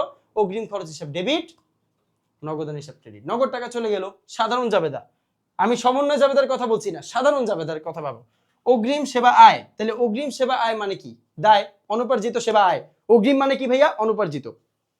তাহলে অনুপার্জিত সেবা আয় আমার ক্রেডিট, এটা আমার দায়। আর নগদ টাকা ডেবিট, নগদের টাকা পাইলেন। সাধারণ জাবেদা, নগদান হিসাব ডেবিট, অনুপার্জিত বা অগ্রিম সেবা আয় ক্রেডিট। আপনার দায় বাড়লো, সম্পদ বাড়লো, এটাও একটা অনগদ লেনদেন। এবং অনাদায়ী পাওনা পুনরুদ্ধার। আচ্ছা ভাইয়া, অনাদায়ী পাওনা পুনরুদ্ধার এর মানে কি? আমি যেটাকে আগে কুরিন বিবেচনা করেছিলাম, মন্দরিন, মানে যে টাকাটা আমি শিওর ছিলাম যে আমাকে দিবে না। কে দিবে না? আমার খরিদ্দার। আমি যার থেকে টাকা পাই, দেনাদার, সে আমাকে টাকা দিবে না, এটা আমি শিওর ছিলাম যে সে আমাকে টাকাটা দিবে না, কিন্তু পরবর্তীতে তার থেকে আমি পুনরুদ্ধার করে নিলাম। তাহলে অনাদায়ী পাওনাটা আমার কমে গেল, অর্থাৎ অনাদায়ী পাওনাটা ক্রেডিট। যেটাকে আমি আগে ডেবিট করেছিলাম, অনাদায়ী পাওনাটা এখন ক্রেডিট, আর নগদ টাকা বেড়ে গেল, তাই নগদের হিসাব ডেবিট। তাহলে এটাও নগদ। তাহলে ভাইয়া বলতো কোন জাবেদা, এখানে কোনটি অনগদ লেনদেন? উত্তর হচ্ছে ক। কেন? স্থায়ী সম্পত্তির অবলোপন। তার মানে যেহেতু অবলোপন বলা হয়েছে, সুতরাং ইহা একটি অদৃশ্যমান। ভাইয়া এটা কি লেনদেন? অদৃশ্যমান লেনদেন। ভাইয়া বুঝতে পেরেছো আশা করি? ইহা একটি অদৃশ্যমান লেনদেন। আমরা জানি, আমরা শূন্যীকরণ বলো, অবচয় বলো, অবলোপন বলো, তিনটাই কিন্তু অনগদ লেনদেন, কারণ ইহা কোনোগুলোই ব্যাংক থেকে বা নগদে, চেকে বা ক্যাশে লেনদেন হয় না। তাহলে এগুলো সব অনগদ লেনদেন। আশা করি তোমরা বুঝতে পেরেছো। তোমরা যখন অ্যান্সার করবে এমসিকিউ, দেখবা যে এগুলা কেন হলো না, এবং যেটা হলো অ্যান্সার সেটাই কেন হলো, এটা বুঝে অ্যান্সার করতে হবে। স্থির কিস্তি পদ্ধতিতে অবচয় ধার্যের ক্ষেত্রে বিবেচনা করা হয় সম্পত্তির ক্রয় মূল্য এবং আনুমানিক আয়ুষ্কাল। বুক ভ্যালু বিবেচনা করা হয় না ভাইয়া, ফালতু কথা। স্থির কিস্তি বা সরলরৈখিক পদ্ধতিতে কি কখনো ভাইয়া বুক ভ্যালু আলোচনা করা হয়, মানে বুক ভ্যালু কি বিবেচনা করা হয়, ক্যালকুলেট করা হয়? বলো। আমরা জানি স্থির কিস্তিতে পুঞ্জীভূত অবচয় বিবেচনা করা হয় না। সম্পত্তির অর্জন মূল্য মাইনাস পুঞ্জীভূত অবচয় সমান সমান সম্পত্তির বই মূল্য বা বুক ভ্যালু বা বহি মূল্য বা পুস্তক মূল্য। ইহা আমরা বিবেচনা করি ক্রমহ্রাসমান জেরে। ভাইয়া বলতো সম্পত্তির বই মূল্য আমরা কোথায় বিবেচনা করি? ক্রমহ্রাসমান জেরে। ভাইয়া কোথায়? ক্রমহ্রাসমান জেরে। ক্রমহ্রাসমান জের পদ্ধতিতে আমরা সম্পত্তির অবচয় ধার্য করি, মানে ওই সম্পত্তির বই মূল্যকে আমরা বিবেচনা করি। তবে স্থির কিস্তি মানে হচ্ছে সরলরৈখিক, প্রতি বছর অবচয় সমান থাকে। তাহলে সম্পত্তির অক্রয় মূল্য মানে অর্জন মূল্য, এবং সম্পত্তির আনুমানিক আয়ুষ্কালকে আমরা বিবেচনা করি, কারণ আমরা জানি সম্পত্তির অবচয় যোগ্য মূল্য ভাগ আয়ুষ্কাল সমান সমান বার্ষিক অবচয়। এটা কোন পদ্ধতিতে অবচয়ের সূত্র ভাইয়া বলো? এইটা কোন পদ্ধতিতে অবচয়ের সূত্র? এই যে আমি বললাম, দেখো একটা সম্পত্তির, ভাইয়া মনোযোগ দাও, একটা সম্পত্তির কি মূল্য? অবচয় যোগ্য মূল্য। অবচয় যোগ্য মূল্য ভাগ ওই সম্পত্তির মেয়াদকাল সমান সমান কি? অবচয় বার্ষিক। এটা কি অবচয় ভাইয়া? উত্তর দাও, এটা কি অবচয়? বার্ষিক অবচয়। শিক্ষার্থী বন্ধু একটু মনোযোগ দাও, একটু মনোযোগ দিয়ে শোনো। ইজি, একেবারে সহজ একটা চ্যাপ্টার। সবার আগে গিয়ে এইচএসসি পরীক্ষাতে এই চ্যাপ্টার থেকে অ্যান্সার করবে, সিকিউতে একদম 10-এ 10। তাহলে বার্ষিক অবচয় আমার বের হয়ে গেল। এটা কোন পদ্ধতিতে? অবশ্যই সরল রৈখিক বা স্থির কিস্তি পদ্ধতিতে। এটা বোঝার চেষ্টা করো।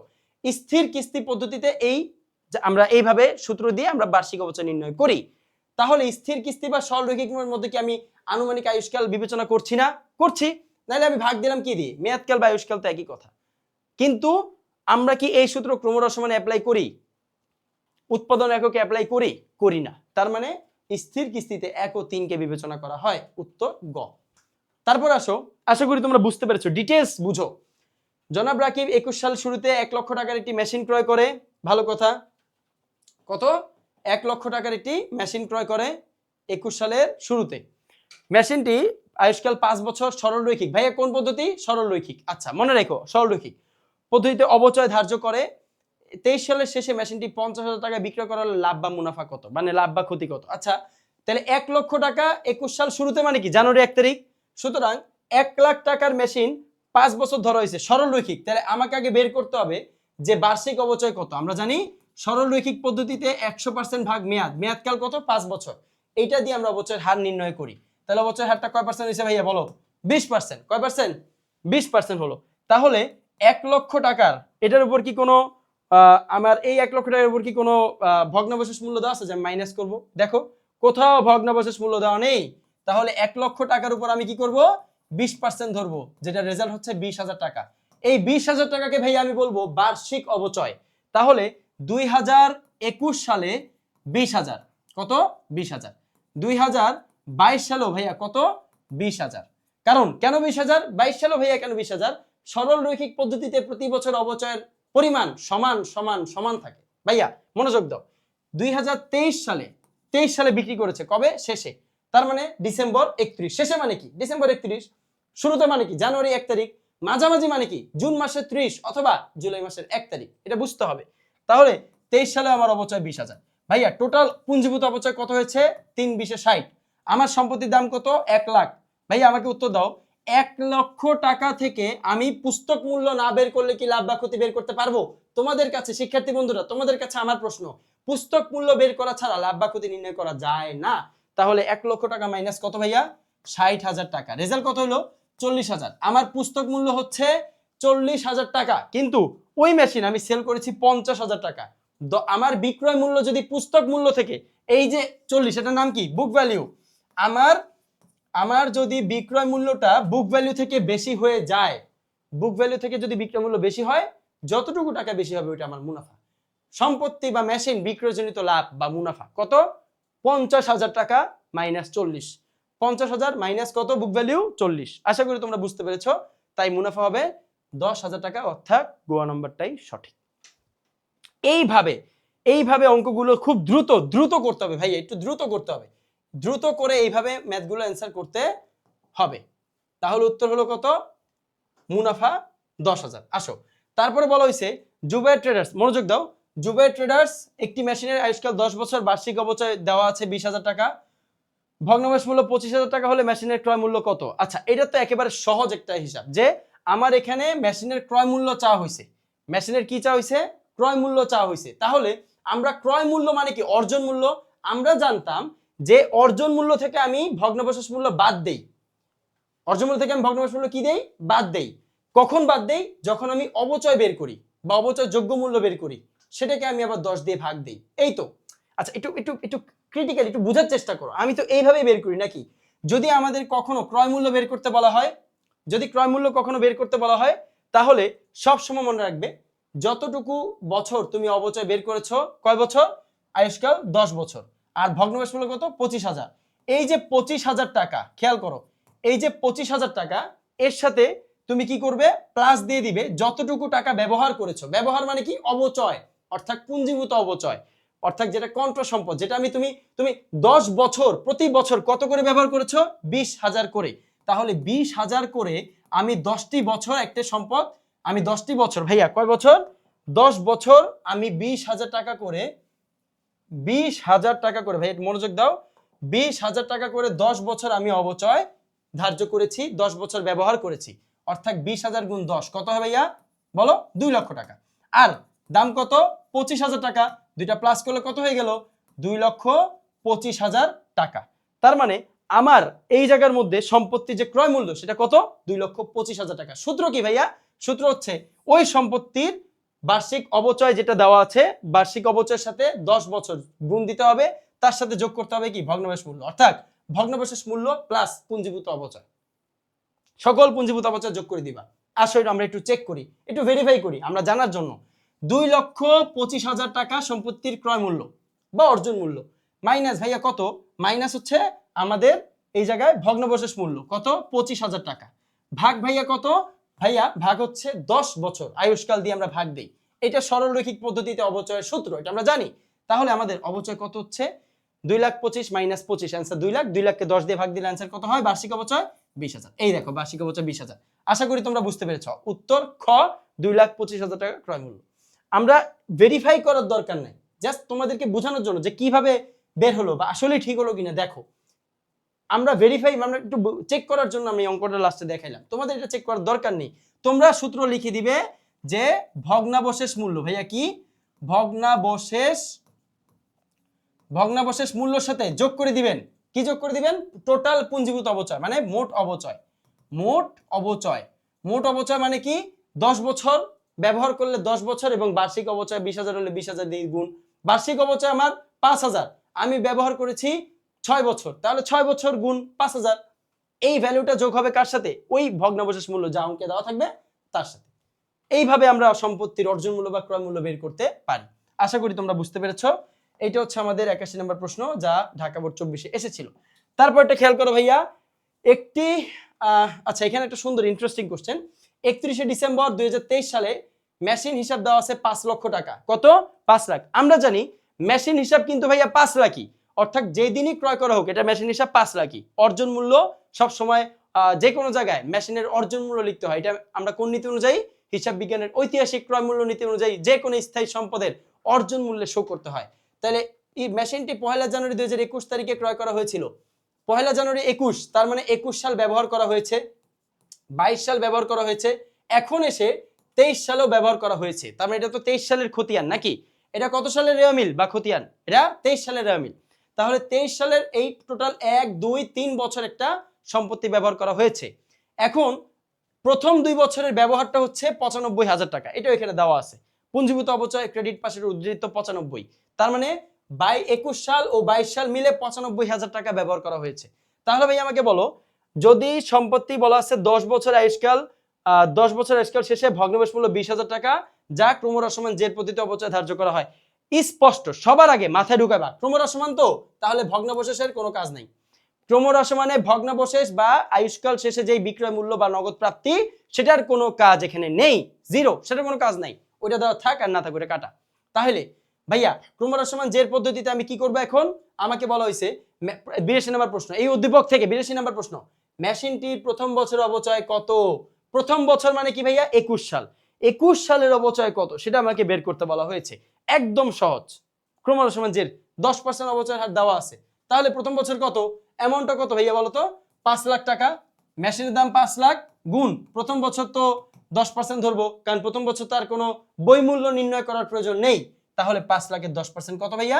50,000 টাকা। আশা করি বুঝতে পেরেছো। উত্তর গ, ইজি। 83 নম্বরে আসো। রেওয়া মিলের তারিখ, রেওয়া মিলের তারিখে মেশিনটি, রেওয়া মিলের তারিখ মানে কি ভাইয়া?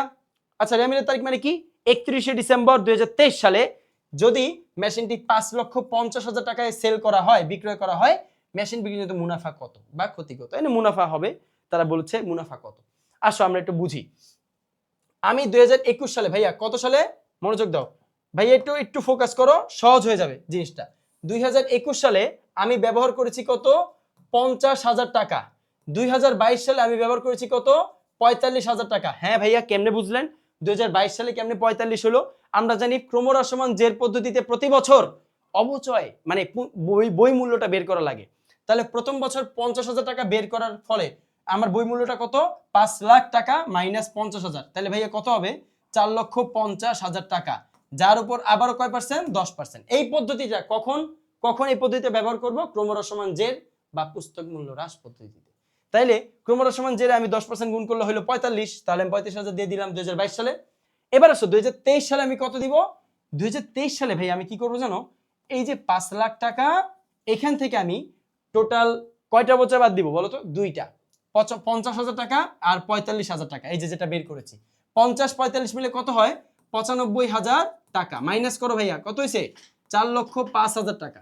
তার মানে টোটাল পুঞ্জীভূত অবচয় মাইনাস দিলাম। 2023 সালে আমার সম্পত্তির বই মূল্য বা পুস্তক মূল্য 4,05,000, যার উপর আমি 10% ধার্য করলে আমার রেজাল্ট হয় কত?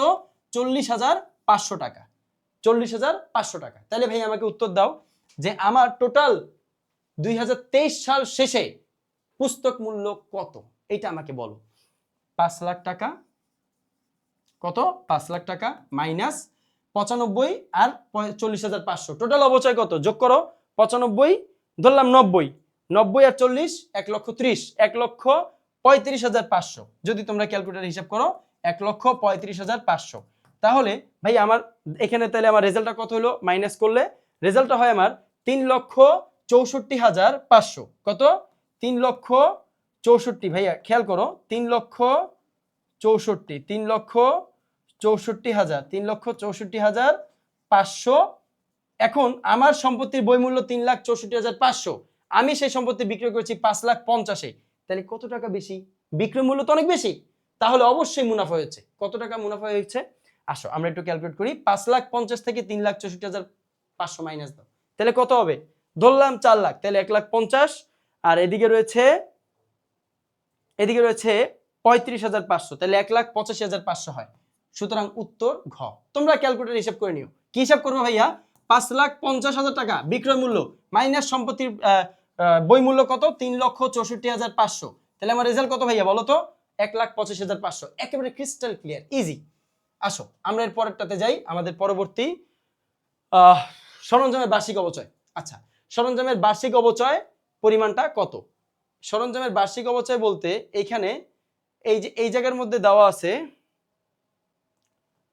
একটু খেয়াল করো ভাইয়া, এখানে দেওয়া আছে এখানে একটা উদ্দীপক রয়েছে, সেই এই উদ্দীপকটা আমরা হয়তো এখানে উঠে নাই, সেই উদ্দীপকটা আমরা পরবর্তীতে দিয়ে দিব। এদিকে খেয়াল করো, 86 নাম্বার বলা আছে একটি মেশিনের, এটা খেয়াল করো, একটি মেশিনের ক্রয় মূল্য কত? 4 লক্ষ টাকা। মেশিনের ক্রয় মূল্য কত? 4 লক্ষ টাকা। একটি মেশিনের ক্রয় মূল্য 4 লক্ষ টাকা। মেশিনের আয়ুষ্কাল 10 বছর ধরে সরলরৈখিক পদ্ধতিতে অবচয়, বার্ষিক অবচয় 35,000 টাকা করলে ভগ্নাংশ মূল্য কত? আচ্ছা, 4 লক্ষ টাকা, 4 লক্ষ টাকা আমার ক্রয় মূল্য, অর্জন মূল্য 4 লাখ, এটা তো মানে ফিক্স নাকি? অর্জন মূল্য কত ভাইয়া? 4 লাখ, এটা আমার কোনো সমস্যা নাই। ঠিক আছে, আমার অর্জন মূল্য 4 লাখ টাকা, কিন্তু কত হচ্ছে? সরলরৈখিক পদ্ধতিতে আয়ুষ্কাল যদি 10 বছর হয়, একটু খেয়াল করো ভাইয়া, একটু খেয়াল করো, 100% ভাগ মেয়াদকাল, কত হয়েছে রেজাল্ট আমার? যদি মেয়াদকাল 10 বছর হয়, তাহলে আমার কত পার্সেন্ট অবচয়ের হার? 10%। 4 লাখ টাকার উপর ভাইয়া 10% ধরলে বার্ষিক অবচয় হওয়ার কথা 40,000 টাকা, কিন্তু ভাই এখানে বার্ষিক অবচয় 35,000 টাকা। তার মানে আমাকে উত্তর দাও, কত টাকার উপর 10% করলে 35,000 টাকা অবচয় হয়? কত টাকার উপর? অবশ্যই 3,50,000। আমি এইখানে 35,000 দেখে বোঝা যাচ্ছে আমি 3,50,000 উপর কয় পার্সেন্ট ধরেছি? 10%। কার উপর ধরলাম? 3,50,000 উপর। নাইলে কি আমার 35,000 টাকা বার্ষিক অবচয় বের হয়? আমার প্রশ্ন হচ্ছে যে আমার সম্পত্তির ক্রয় মূল্য 4 লক্ষ টাকা, আর ওই সম্পত্তির আমার অবচয়যোগ্য মূল্য বের হয়েছে কত? 3,50,000। কারণ আমরা জানি অবচয়যোগ্য মূল্যের সাথে অবচয়ের হারটা গুণ দেই, তাহলে অবচয়যোগ্য মূল্য বের হয়েছে 3,50,000, কিন্তু আমার সম্পত্তির ক্রয় মূল্য 4 লাখ। তাহলে যে গ্যাপটা হয়, আমরা জানি ভগ্নাবশেষ মূল্যের সূত্র কি? ভগ্নাবশেষ মূল্য আমরা বের করি কিভাবে? আসেন, আমরা জানি অবচয়যোগ্য মূল্য, খেয়াল করো, অবচয়যোগ্য মূল্য আমরা বের করি কিভাবে? সম্পত্তির যেই অর্জন মূল্যটা রয়েছে সেখান থেকে আমরা বাদ দিয়ে দেই ভগ্নাবশেষ মূল্য। এই জায়গায় সম্পত্তির অর্জন মূল্য কত রয়েছে ভাইয়া বলো তো? 4 লক্ষ টাকা। কত? 4 লক্ষ টাকা মাইনাস কিছু একটা, সেই কিছু একটা নাই, ওইটাই তো আমাদের বের করতে বলা হয়েছে। আর অবচয়যোগ্য মূল্য আমাদের কত দেওয়া আছে? 3,50,000। আমার উত্তর হচ্ছে 4 লাখ থেকে কত টাকা মাইনাস দিলে উত্তর 3,50,000 হয়? ওই যে 3,50,000, কত? অ্যান্সার 50। তাহলে এই জায়গার মধ্যে আমার অবচয়যোগ্য মূল্য কত হবে? 50। আশা করি বুঝতে পেরেছো। এইভাবে তোমাদের টেকনিক্যালি অ্যান্সার করতে হবে। সূত্র একই, জাস্ট পক্ষান্তর করবা, left hand side right hand side, এই পাশ ওই পাশ নিয়ে পক্ষান্তর করে তুমি অ্যান্সার করবা। তোমাকে একটু টেকনিক্যালি এগুলো আগে থেকে বাসায় প্র্যাকটিস করতে হবে। ভাইয়া যেভাবে দেখাচ্ছি বেস্ট ওয়ে, এইভাবে তুমি একটু প্র্যাকটিস করো। এইভাবে বাসায় প্র্যাকটিস করলে তোমার বোর্ড কোশ্চেন তোমার কিছুই না, 2-3 সেকেন্ডের মধ্যে যে কোনো ম্যাথমেটিক্যাল কোশ্চেন এই চ্যাপ্টার থেকে অ্যান্সার করে ফেলতে পারবা। সুতরাং আমার ভগ্নাংশ মূল্য 50,000 টাকা। আসো পরবর্তীতে সরলরৈখিক পদ্ধতিতে অবচয় ধার্যের ক্ষেত্রে বিবেচনা করা হয় কোন পদ্ধতি? স্পষ্ট বলে দিছে সরলরৈখিক, সরলরৈখিক, স্থির কিস্তি। সম্পত্তির ক্রয় মূল্য অবশ্যই, সম্পত্তির ভগ্নাংশ মূল্য এটাও অবশ্যই হবে, আনুষঙ্গিক মূল্য হবে। কেন হবে? আমরা জানি সম্পত্তির ক্রয় মূল্য মাইনাস ভগ্নাংশ মূল্য ভাগ আয়ুষ্কাল। তিনটা ভেরিয়েবল আমার এখানে কয়টা? তিনটা। একটা সম্পত্তি ক্রয় মূল্য বা অর্জন মূল্য, 2 নাম্বার সম্পত্তির ভগ্নাংশ মূল্য, 3 নাম্বার এই ভ্যালুটাকে আমি ভাগ দিব মেয়াদকাল দিয়ে। তাহলে আমার তিনটা বিষয় তো এখানে বিবেচনা করা হচ্ছে। উত্তর ঘ। আসো পরেরটাতে, জাকির ট্রেডার্স এর ব্যবসা প্রতিষ্ঠানের যন্ত্রপাতির উপর 10% হারে অবচয় ধার্য করতে হয়, যা আচ্ছা যেটা হচ্ছে 50,000 টাকা পুস্তক মূল্য দেওয়া আছে। ভালো, যন্ত্রের পুঞ্জীভূত অবচয় 15,000 টাকা। এখন জাকির ট্রেডার্সের জাকির ট্রেডার্সের এই ব্যবসা প্রতিষ্ঠানের অবচয় 10% করেই তারা পুঞ্জীভূত অবচয় পেয়েছে 15,000 টাকা। বার্ষিক অবচয় কিন্তু এনে দেয় নাই। বলা আছে পুস্তক মূল্য 50,000, যন্ত্রপাতির ক্রয় মূল্য কত টাকা? আমাকে উত্তর দাও, যন্ত্রপাতির ক্রয় মূল্য যতই হোক তার উপর কয় পার্সেন্ট ধরা হয়েছে অবচয়? 10%। কয় পার্সেন্ট ধরা হয়েছে? 10%। তাহলে আমরা জানি ক্রয় মূল্য নির্ণয় করতে হইলে আমরা ক্রয় মূল্য যখন নির্ণয় করি তাহলে আমাদের পুস্তক মূল্যটাকে বিবেচনা করতে হবে। পুস্তক মূল্য কেমনে আসছে? পুস্তক মূল্যটা কিভাবে আসছে আমাকে উত্তর দাও। পুস্তক মূল্য বই মূল্যের সূত্র কি? সম্পত্তির অর্জন মূল্য মাইনাস অর্জন মূল্য মানে ক্রয় মূল্য, ক্রয় মূল্য বা অর্জন মূল্য মাইনাস পুঞ্জীভূত অবচয়। তাহলে আমরা একটু আসলে সূত্রটা লিখি। আমরা সূত্রটা লিখি, পুস্তক মূল্য কি মূল্য? পুস্তক মূল্য সমান সমান সম্পত্তির অর্জন মূল্য বা ক্রয় মূল্য মাইনাস, ভাইয়া মাইনাস কি? পুঞ্জীভূত অবচয়। শর্টকাট লিখলাম পুঞ্জীভূত অবচয়। এখন আমার কাছে চাওয়া হয়েছে ক্রয় মূল্য, তার মানে এই পুঞ্জীভূত অবচয়কে এই পাশে নিয়ে আসবো, এই পাশে নিয়ে আসবো। তখন পুস্তক মূল্য তো থাকবেই, পুস্তক মূল্য তো আগে থেকেই আছে, প্লাস মাইনাসে পুঞ্জীভূত অবচয় এই পাশে আসলে প্লাসে হয়ে যাবে পুঞ্জীভূত অবচয়। ভ্যালু সেম, যা আছে তাই, ইজ ইকুয়াল টু ক্রয় মূল্য। আমার কাছে এই যে নতুন এই যে সূত্রটা আমরা এখানে দেখলাম, এটা কি আমাদের নতুন করে আবিষ্কার করা কোনো সূত্র? একই সূত্র আমরা আগে থেকেও জানি, সেটা কি আমরা নতুন করে জাস্ট এই পাশে ওই পাশে করে আমাদের ভ্যালু বের হচ্ছে। নতুন কিছুই না, সহজ। তাহলে পুস্তক মূল্য কত দেওয়া আছে বলো? 50। কত দেওয়া আছে ভাইয়া? পুস্তক মূল্য আমার এখানে কত দেওয়া আছে? 50,000 টাকা দেওয়া আছে। দেখো পুস্তক মূল্য আমার এখানে কত দেওয়া আছে? 50,000 টাকা দেওয়া আছে। পুস্তক মূল্য 50। তাহলে আমরা সূত্রে বসাই, পুস্তক মূল্য 50 প্লাস পুঞ্জীভূত অবচয় কত? 15,000 টাকা। ভাইয়া বলো কত হয়েছে? 65, 65,000, 65,000 টাকা আছে। অপশনে আছে 65 আছে, কই? খ, ক্রয় মূল্য 65,000। সহজ, জাস্ট তোমাকে ভাবতে হবে কখনো ক্রয় মূল্য, কখনো ভগ্নাবশেষ মূল্য, কখনো পুঞ্জীভূত অবচয়, যে কোনো একটা তোমার কাছে চাওয়া হবে। তোমাকে একটা সূত্র মনে রাখলেই এই পাশ ওই পাশ করে তুমি রেজাল্টটা বের করতে পারবে। আশা করি তোমরা বুঝতে পেরেছো। তাহলে শিক্ষার্থী বন্ধুরা একটু মনোযোগ দাও। বলা আছে 90 নাম্বার এমসিকিউটা, মনোযোগ একটু খেয়াল করো। বলা আছে অরণ্য লিমিটেড 2020 সাল তারিখ অরণ্য লিমিটেড 2020 সালের 1 জানুয়ারি তারিখে 2 লক্ষ টাকা একটি যন্ত্র ক্রয় করেছে। 1 জানুয়ারি মানে শুরু, মাত্র শুরু, বছর শুরু। কোম্পানি প্রতি বছর ক্রমহ্রাসমান জের পদ্ধতিতে 20% অবচয়ের হার বের করে দেওয়া আছে এবং বার্ষিক অবচয় ধার্য করে 2022 সালে ডিসেম্বর মাসে যন্ত্রটি অকেজো হওয়ায় 1 লক্ষ টাকায় বিক্রি করা হয়। তাহলে এখন 90 নম্বরে কি বলা হয়েছে? যে যন্ত্রপাতি কত টাকা দেখাতে হবে, অর্থাৎ আর্থিক অবস্থার ভিত্তিতে যন্ত্রপাতি কত টাকা দেখাতে হবে। এখন এই জায়গার মধ্যে ভাইয়া দেখো আমার সম্পত্তি আসলে দাম কত? ক্রয় মূল্য 2 লাখ টাকা। ভাইয়া দাম কত? 2 লক্ষ টাকা। 2 লক্ষ টাকা 2020 সালে আমি ক্রয় করেছি। প্রথমে 20% আমি ধরবো, আমার 20% অবচয় হচ্ছে 40,000 টাকা। খুবই ভালো কথা, 40,000 টাকা। 2021 সালের কথা বলা হয়েছে, আমি যন্ত্রটি 2022 সালে বিক্রি করে দিয়েছি। 2021 সাল শেষে আমি কত টাকা দেখাবো? আগে 2020ই শেষ করো, তুমি আগে 2020 সালটা শেষ করো। 40,000 টাকা আমি এই অবচয়টা মাইনাস করলাম পুঞ্জীভূত অবচয় নামে, আমার রেজাল্ট আসলো 1,60,000 টাকা। এইটা হচ্ছে 2020 সাল শেষে। কবে ভাইয়া বলো? একটু মনোযোগ দাও, 2020 সালের শেষে। তাহলে 2020 সাল আমার ডান, আমার সম্পত্তির মূল্য 1,60,000 টাকা, আমি এটা শেষ করে ফেললাম। কিন্তু আমার কাছে বলা হচ্ছে 2021 সাল, তাহলে 2021 সালেও আমার অবচয় হয়েছে। তখন ক্রমহ্রাসমান জের পদ্ধতিতে আমরা কি জানি পুস্তক মূল্যের উপর আমরা অবচয় ধার্য করি। কি মূল্য? বই মূল্য, বুক ভ্যালু, পুস্তক মূল্য। পুস্তক মূল্য কত ভাইয়া? 1,60,000। 1,60,000 উপর কয় পার্সেন্ট ধরবো? সেম, অবচয়ের হার কিন্তু সেম থাকে, অবচয়ের পরিমাণটা সমান থাকে না, অবচয়ের হার সমান থাকে। 1,60,000 ইন্টু 20% কত ভাইয়া বলো? 32,000 টাকা। তাহলে টোটাল আমার পুঞ্জীভূত অবচয় হচ্ছে 2020 সালে 40, 2021 সালে 32, টোটাল কত হলো? 72,000 টাকা। তার মানে এই যে আমার একটা সম্পত্তির মূল্য 2 লক্ষ টাকা, এখান থেকে আমি বাদ দিয়ে দিব কত? 72,000 টাকা, যেটাকে আমরা বলছি কন্ট্রা সম্পদ বা প্রতি বা বিপরীত সম্পদ, যেটাকে পুঞ্জীভূত অবচয় নামে আখ্যায়িত করা হয়।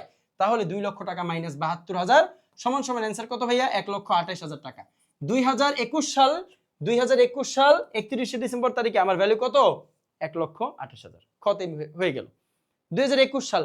তার মানে ক্রমহ্রাসমান জের পদ্ধতিতে তোমাকে প্রতি বছর বই মূল্য বের করতেই হবে, না হলে কিন্তু তুমি অবচয় ধার্য করতে পারবে না, ভুল অ্যামাউন্ট চলে আসবে। প্রতি বছর কি করবে? আগের বছরের অর্জন মূল্য থেকে পরের বছরে যে বা ওই বছরে যে পুঞ্জীভূত অবচয় হয়েছে ওটা মাইনাস দিবে, রেজাল্ট চলে আসবে বই মূল্য। ইজি। এবার আসো আমরা যন্ত্রপাতির পরবর্তী হিসাবটা করে দেখাই। কি বলা আছে ভাইয়া বলো? যন্ত্রপাতি বিক্রয়জাত লাভ বা ক্ষতি কত? যন্ত্রপাতি বিক্রি হয়েছে কত? 1 লাখ টাকা। তাহলে লাভ বা ক্ষতি বের করতে হলে 2022 সালের অবচয় বের করতে হবে। তাহলে আমরা জানি 2021 সাল কত? 2021 সাল পর্যন্ত আমার যন্ত্রের টাকা কত হয়েছিল? 2021 সাল পর্যন্ত 1,28,000 টাকা। ভাইয়া কত? 1,28,000 টাকা 2021 সালের শেষে দেখাতে হয়েছে। 2022 সালের ডিসেম্বর 31 তারিখে মেশিনটি অকেজো হয়, আমি বিক্রি করছি 1 লাখ টাকায়। যতই বিক্রি করি আমি এখন অবচয় ধরবো কোন অ্যামাউন্টের উপর? পুস্তক মূল্যের উপর। আর আমার পুস্তক মূল্য কত আছে? 1,28,000। কত সালে? 2022 সালের জানুয়ারি মাসের 1 তারিখে আমার সম্পদের মূল্য কত? 1,28,000। তাহলে 1,28,000 টাকার উপর আমি কত পার্সেন্ট ধরবো ভাইয়া বলো? 20%। তাহলে 20% আমার এখানে সম্পত্তির অবচয় দেওয়াই আছে, বার্ষিক অবচয়। তাহলে আমার রেজাল্টটা কত হলো? আমি যদি 20% সরাসরি ধরি তাহলে আমার কত হলো? 128 দুগুণে 256, অর্থাৎ 25,600। রেজাল্ট কত? 25,600। ভাইয়া দেখছো, এইভাবে ক্যালকুলেশন করবেন, যে মৌখিক ক্যালকুলেশন করে ফেলো। 128 20% 2 দিয়ে গুণ দিয়ে দাও, 128 দুগুণে 256, অর্থাৎ 25,600 টাকা। তাইলে এই যে এখান থেকে 25,600 টাকাটাও বাদ দাও, তাইলে তোমার পুস্তক মূল্য নির্ধারণ হবে 2022 সালের শেষে, অর্থাৎ তোমার রেজাল্ট হয়ে যাবে 1,25,000 না, তাইলে 1,02,400 টাকা। 1,02,400 টাকা তুমি সেল করেছো, তুমি 1 লক্ষ টাকায় তুমি বিক্রি করেছো। তোমার ওই সম্পত্তির দাম 1,02,400, কিন্তু তুমি বিক্রি করেছো কত ভাইয়া? 1 লক্ষ। তাইলে তোমার ক্ষতি হয়েছে, কারণ তোমার বিক্রয় মূল্য তোমার পুস্তক মূল্য থেকে কম। কত কম? 2,400। ভাইয়া কত কম? 2,400। ভাইয়া কিভাবে বুঝলেন? 1,02,400 মাইনাস বিক্রয় মূল্য কত?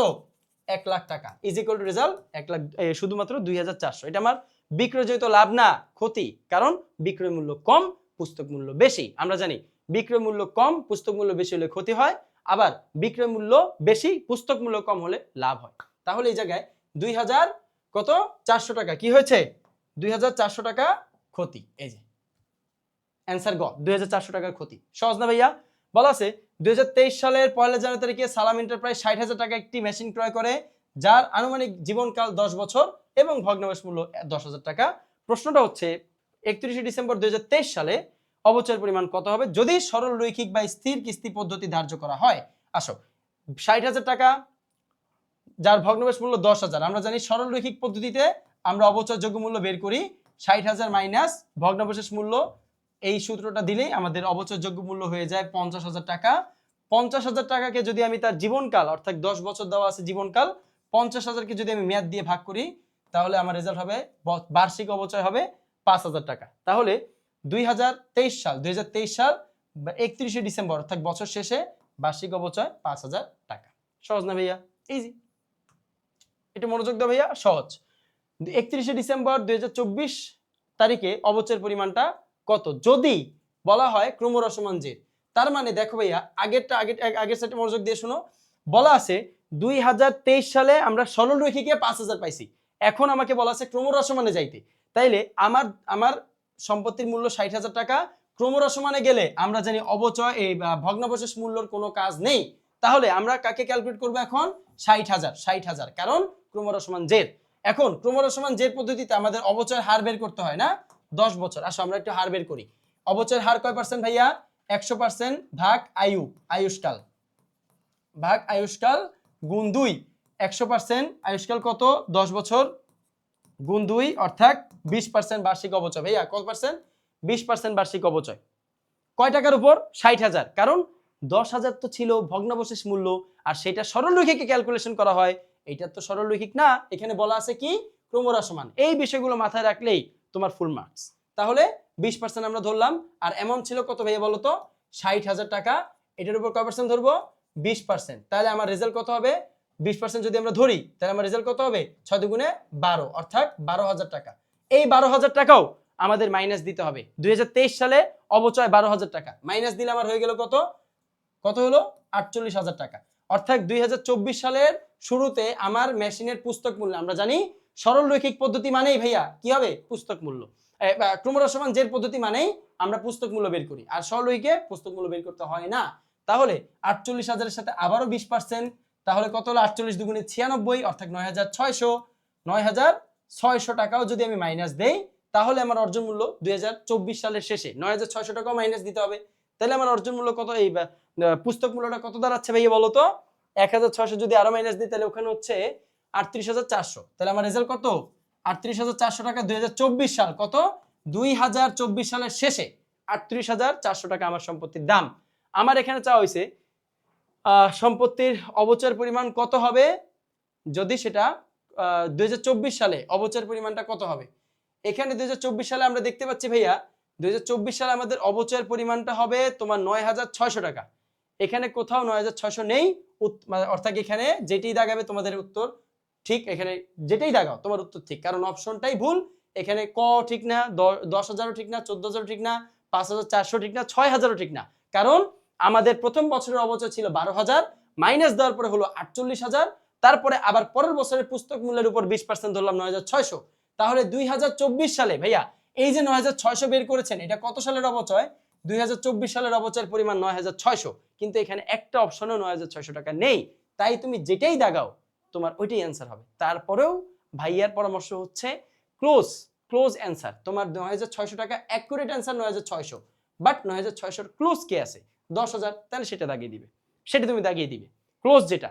যদিও আপাত দৃষ্টিতে যেটাই তুমি দাগাও তোমাকে নাম্বার দিয়ে দেওয়া হবে, কারণ অপশনটাই এখানে নাই, সঠিক অপশনটা নেই।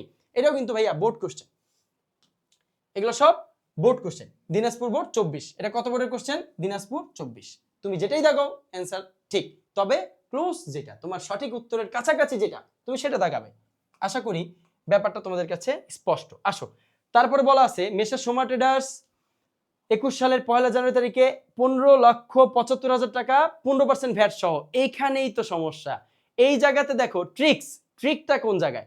তারা এই 15% ভ্যাট সহ, কি বলা আছে?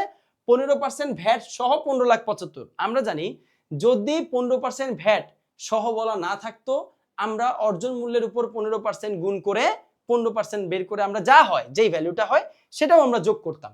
বাট আমাদের এখানে ভ্যাট সহ বলাই আছে, তাহলে ভাই আমাদের আর 15% কিন্তু বের করার দরকার নাই। অধিকাংশ শিক্ষার্থী এই জায়গায় কি করে? একটা ভুল করে, কি তারা ভুলবশত এই জায়গাতে একটা ভুল করে যে তারা এখানে 15% মানে 15,75,000 বলা আছে না, 15,75,000 এটার সাথে তারা আরো 15% গুণ করে দেয় এবং ওই ভ্যালুটা এখানে আনুষঙ্গিক মূল্য হিসেবে যোগ করে। কিন্তু ভাইয়া এই প্রসেসটা একেবারে রং, ভুল। কারণ তোমার এখানে ভ্যাট সহ বলা আছে 15%, অর্থাৎ 15,75,000 টাকার মধ্যে এই ভ্যাটটা ইনক্লুড করা আছে। তোমার আর এখানে কোনো কাজ নাই।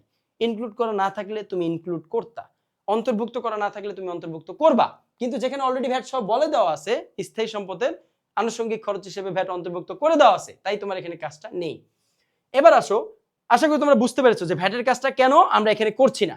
বলা আছে, ভালো করে প্রশ্নটা আগে পড়বা, উক্ত মেশিনের সংস্থাপন। এবার কি বলা আছে? সংস্থাপন ব্যয়। কিন্তু সংস্থাপন ব্যয় কিন্তু অন্তর্ভুক্ত নেই, তাইলে অন্তর্ভুক্ত করতে হবে 25,000 টাকা। মেশিনের আয়ুষ্কাল 10 বছর, মেশিন আয়ুষ্কাল শেষে মেশিনটির 50,000 টাকা বিক্রয় বলে ধার্য করা হয়। আয়ুষ্কাল শেষে 50,000 টাকা বিক্রি করা যাবে, তার মানে এটা রেসিডুয়াল ক্লেমেন্ট, অর্থাৎ ভগ্নাবশেষ মূল্য। 50,000 টাকা ভগ্নাবশেষ মূল্য। প্রশ্নে বলা আছে যদি প্রতিষ্ঠানটি ক্রমহ্রাসমান যে পদ্ধতি হয় তাহলে ভগ্নাবশেষ মূল্যের কোনো কাজ নাই। যেহেতু এটা ক্রমহ্রাসমান জের, ভগ্নাবশেষ মূল্য তো কোনো কাজ নাই, সবার আগে এটা কেটে দিবে, এটা বাদ, এটা মাথায় আনবা না। ক্রমহ্রাসমান জের হয় বার্ষিক অবচয় ধার্য করে, তবে দ্বিতীয় বছরের বার্ষিক অবচয়ের পরিমাণ কত? কোন বছর? দ্বিতীয় বছর। আসো আমরা একটু ক্যালকুলেশন করি। আমাদের সম্পত্তির অর্জন মূল্য কত? 15,75,000 টাকা প্লাস 25,000 টাকা হচ্ছে আমাদের এখানে সংস্থাপন ব্যয়। তাইলে টোটাল ভাইয়া বলো তো 16 লক্ষ টাকা আমাদের অর্জন মূল্য। 16 লক্ষ টাকার উপর আমাদের একটা অবচয়ের হার বের করতে হবে। অবচয়ের হার আমরা জানি 100% ভাগ আয়ুষ্কাল কত? 10 বছর ইন্টু 2। 2 কেন ভাইয়া? ক্রমহ্রাস সমান জের, এজন্য 2। তাহলে কয় পার্সেন্ট হলো ভাইয়া? 20%। 16 লাখের সাথে আমি কয় পার্সেন্ট গুণ করবো ভাইয়া বলেন তো? 20%। অর্থাৎ 16 দুগুণে 32, 3,20,000 টাকা আমার অবচয় হয়। কত? 3,20,000 টাকা অবচয় হয়। 2000 কত সালের? এটা প্রথম 2021 সালের অবচয়। আমার কাছে প্রথম বছর চাই নাই, আমার কাছে চাওয়া হয়েছে দ্বিতীয় বছর।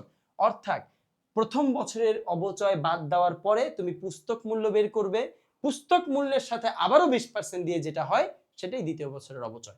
পুস্তক মূল্য 3,20,000, এটা 16 লাখ থেকে মাইনাস দাও, তাহলে ভাইয়া কত হয়েছে? 3 লাখ, 13 লাখ, অর্থাৎ 12,80,000। কত হবে ভাইয়া? 12,80,000 টাকা। এই 12,80,000 টাকার উপর আবারও কয় পার্সেন্ট ভাইয়া?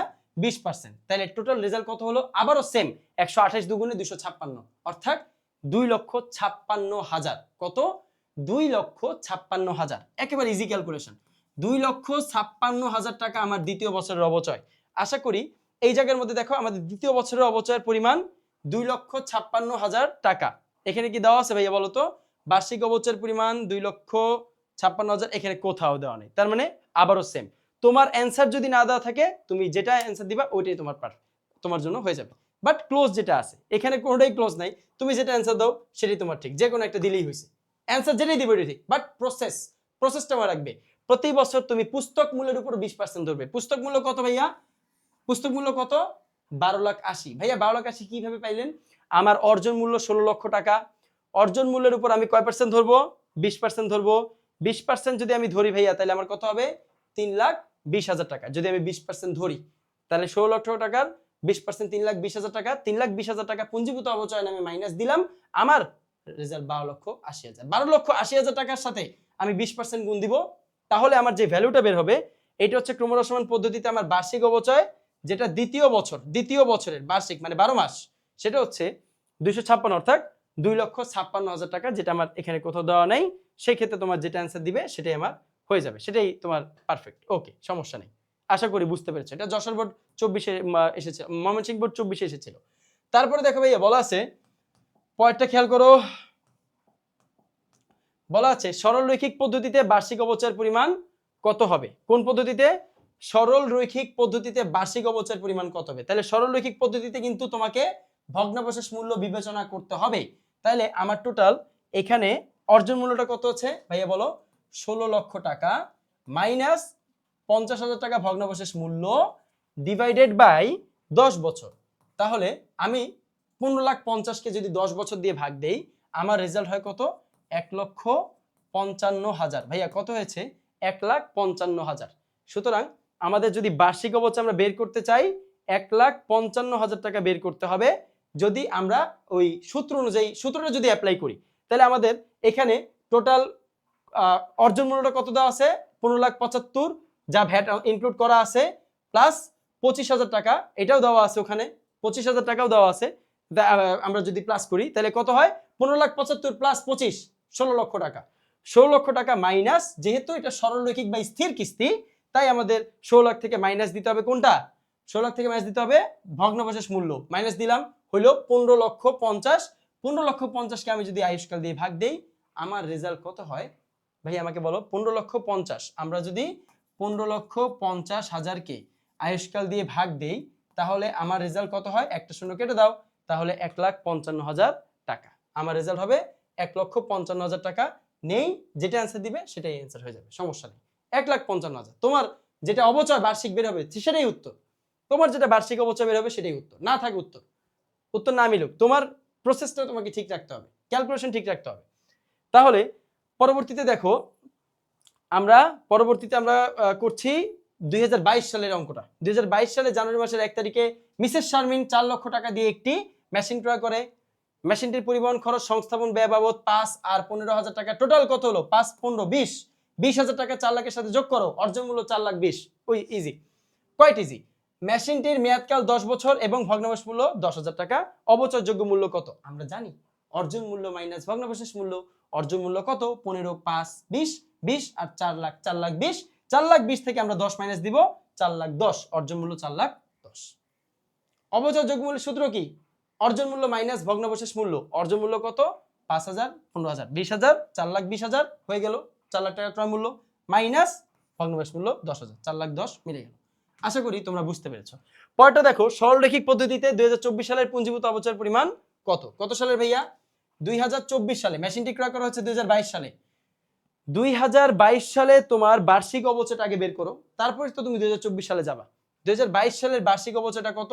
4 লাখ 10কে যদি তুমি 10 দিয়ে ভাগ দাও তাহলে 41,000 টাকা হয়। 4 লক্ষ 10কে তুমি যদি 10 দিয়ে ভাগ দাও ভাইয়া কত হবে? 41,000 টাকা হবে। 41,000 টাকা কি? এই 41,000 টাকাটা কি? এটা আমার বার্ষিক অবচয় 2022 সালে। যেহেতু আমার এখানে বলা হয়েছে 97 নম্বর কোশ্চেনে সরলরৈখিক, প্রতি বছর অবচয় সেম হবে। 2000 কত সাল ছিল? 22 সালে 41,000। আসো 2022 সালে যদি হয় 41,000, তাহলে 2023 সালে কত হবে? অন্য কিছু হবে? 41,000, কারণ সরলরৈখিক পদ্ধতি সেম হয়। 41,000 হয়ে গেল। 2024 সালে আরো কত? আবারও 41,000। তাহলে 2024 সালে পুঞ্জীভূত অবচয়, তাহলে টোটাল কয়টা অবচয় হলো আমার এখানে? 3টা। 41, 41, 41। তাহলে 3 41 যোগ করলে কত হলো ভাইয়া? 1,23,000। 3 41 যোগ করো 3 বার। পুঞ্জীভূত অবচয় মানে কি? বিগত বছরের ব্যবহার সবগুলো প্লাস করে দিলে আমার পুঞ্জীভূত অবচয় বের হয়ে যায় 41 + 41 + 41, 1,23,000। এইভাবে অ্যান্সার করতে হবে। আশা করি ক্লিয়ার। 2019 সালের 1 জানুয়ারি তারিখে প্রগতি 40,000 টাকার একটি মেশিন ক্রয় করেন। মেশিনটির রেল ভাড়া 4,000। আচ্ছা, এটা কিন্তু মেশিনটির রেল ভাড়া মানে মেশিন বহনজনিত খরচ 4,000, সংস্থাপন ব্যয় 8,000 হয়ে গেল 52,000। অর্থাৎ 40 + 4 + 8 কত? 52,000। তারপরে মেশিনটির সম্ভাব্য জীবনকাল 5 বছর, ভগ্নাবশেষ মূল্য 12,000, কার্যকর শেষে 10,000 টাকা বিক্রি করা হবে। এটা ভগ্নাবশেষ মূল্য দেখেই বুঝতে পারছি। মেশিনটির মোট মূল্য কত? 40, 4, 8, 52। তাহলে উত্তর গ, 52। ইজি, একেবারে সহজ। সরলরৈখিক পদ্ধতিতে বার্ষিক অবচয় কত? এই যে বার্ষিক অবচয় 52,000 টাকা মাইনাস 10,000। তাহলে 52,000 টাকা আমার ক্রয় মূল্য মাইনাস 10,000 টাকা। তাহলে অবচয়যোগ্য মূল্য বের হলো কত? 42,000। 42,000কে আমি যদি বার্ষিক অবচয় কত ভাইয়া? বার্ষিক অবচয় হচ্ছে 5 বছর। ভাইয়া বার্ষিক অবচয় কত? 5 বছর দেওয়া আছে। কত দেওয়া আছে? 5 বছর। তাহলে আমি যদি 42,000কে 5 দিয়ে ভাগ করি তাহলে আমার কত হবে? যদি আমি 42,000কে 10 দিয়ে ভাগ করতাম তাহলে তো 4,200। 5 দিয়ে ভাগ করলে হবে 2,100। তাহলে বার্ষিক অবচয় কত? আমার এই জায়গার মধ্যে সরলরৈখিক পদ্ধতিতে বার্ষিক অবচয় কত হবে? 2,100 টাকা হবে। উত্তর যেটা দিবা সেটাই ঠিক, যে কোনো একটা দিয়ে দিলেই হয়েছে। যেটা দিবা সেটাই আমার ওকে, আমার কোনো সমস্যা নেই। তাহলে মেশিনটির কার্যকর শেষে 10,000 টাকা বিক্রি, আনুমানিক আয়ুষ্কাল, আনুমানিক ভগ্নাবশেষ মূল্য 12,000 দেওয়া আছে। আবার মেশিনটির কার্যকর শেষে 10,000 টাকা বিক্রয় দেওয়া আছে। তাহলে আমরা 10,000কে ভগ্নাবশেষ মূল্য হিসেবে ধরবো, 10,000কে ধরবো। আর এখানে 12,000 টাকা যদিও দেওয়া আছে, তুমি 10,000 টাকাকে ধরবা, কারণ মেশিনটির কার্যকাল শেষে, কার্যকাল মানে 5 বছর, 5 বছর শেষে দাম কত? 10,000 টাকায় বিক্রি করা হয়। তাহলে যেটা কার্যকাল বা মেয়াদকাল শেষে যে টাকায় বিক্রি করা হবে সেটাই অবচয়যোগ্য মূল্য। অর্থাৎ আমাদের অবচয়যোগ্য মূল্য কত? সরলরৈখিক পদ্ধতিতে সেক্ষেত্রে আমাদের অবচয়যোগ্য মূল্য 2,100। অবচয়ের পরিমাণ 2,100 হবে। এটা আমাদের মনে রাখতে হবে। এইভাবে আমাদের ম্যাথগুলো করব। উত্তর না থাকলে, না মিললে নাই, আমাদের ক্যালকুলেশন ওকে, ক্যালকুলেশন ওকে রাখতে হবে। উত্তর না মিলুক আমার সমস্যা নেই। তারপরে আসো 2022 সালের 1 জানুয়ারি তারিখে মিস্টার রূপম 1,35,000 টাকা একটি মেশিন ক্রয় করলো। যন্ত্রটির সংস্থাপন ব্যয় 25,000, আয়ুষ্কাল 5 বছর, মেয়াদ শেষে ভগ্নাবশেষ মূল্য 10,000। তাহলে যন্ত্রটির অবচয়যোগ্য মূল্য কত? একেবারে ইজি কোশ্চেন। 1,35,000 টাকা, সংস্থাপন ব্যয় 25, তাহলে 1,35,000 + 25,000, তাহলে ভাইয়া কত হলো? 1,60,000। 1,60,000 টাকা। এখান থেকে আমি ভগ্নাবশেষ মূল্য বাদ দিয়ে দিব, কত? মাইনাস কত হবে? 10,000 টাকা। তাহলে আমাদের রেজাল্ট হলো 1,50,000 টাকা। এই 1,50,000 টাকাই হচ্ছে আমাদের অবচয়যোগ্য মূল্য। এই হচ্ছে আমাদের আজকের টপ 100 এমসিকিউর ক্লাস শেষ। আশা করি প্রতিটি এমসিকিউর ক্যালকুলেশন তোমরা ভালো করে বুঝতে পেরেছো। এইভাবে যদি তোমরা ভালো করে এমসিকিউ গুলো মানে 1 বাই 1 যদি সলভ করো এবং বুঝে বুঝে সলভ করো, অপশন কোনটা উত্তর হবে এবং বাকি অপশনগুলো কেন উত্তর হলো না, এইভাবে যদি তুমি পড়তে পারো এইচএসসি তে তুমি এখান থেকে প্রত্যেকটা এমসিকিউ অ্যান্সার করতে পারবে। এই জ্ঞানগুলো, এই ম্যাথমেটিক্যাল ক্যালকুলেশনগুলো, এই প্রক্রিয়াটাই তুমি সিকিউতে অ্যাপ্লাই করবে। সিকিউতে এই প্রক্রিয়া অ্যাপ্লাই করলেই তোমার 10 নম্বর 10 এ 10, একটা সৃজনশীল ফুল মার্কস। সহজ একটা টপিক। আশা করি তোমরা বুঝতে পেরেছো। তোমাদের কাছে আমার অনুরোধ থাকবে, যদি তোমরা পূর্ববর্তী ক্লাসগুলো না করে থাকো, ওই ক্লাসগুলো করে এসে তারপর আজকের ক্লাসে জয়েন করবে, তাহলে পুরো ক্লাসটা তোমরা বুঝতে পারবে। আমার আজকের ক্লাস এখানেই সমাপ্ত। আমার 13তম ক্লাস অর্থাৎ সর্বশেষ ক্লাস, এই অষ্টম অধ্যায়ের সর্বশেষ ক্লাস হবে এর পরবর্তী ক্লাসটি। সেই ক্লাসটি তোমাদেরকে স্বাগত জানাচ্ছি। সেই ক্লাসে তোমাদের জয়েন করার জন্য আমি অনুরোধ করছি। পরবর্তীতে এই ক্লাস শেষ করার পরে, সবগুলো ক্লাস সিস্টেম 1 বাই 1 করার পরে তুমি 13তম ক্লাসে জয়েন করবে। আগে আগের ক্লাসগুলো করে আসো, তারপরে 13তম ক্লাসে তোমরা জয়েন করো। আগের ক্লাসগুলো শেষ হলে 12তম ক্লাস, আজকে ক্লাসটি শেষ করবে 12তম ক্লাস, তারপরে তুমি 13তম ক্লাসে জয়েন হবে। অষ্টম অধ্যায়ের সর্বশেষ ক্লাসের নাম দৃশ্যমান অদৃশ্যমান সম্পদের সর্বশেষ ক্লাস 13তম ক্লাস। ধন্যবাদ তোমাদের সবাইকে এতক্ষণ সাথে থাকার জন্য।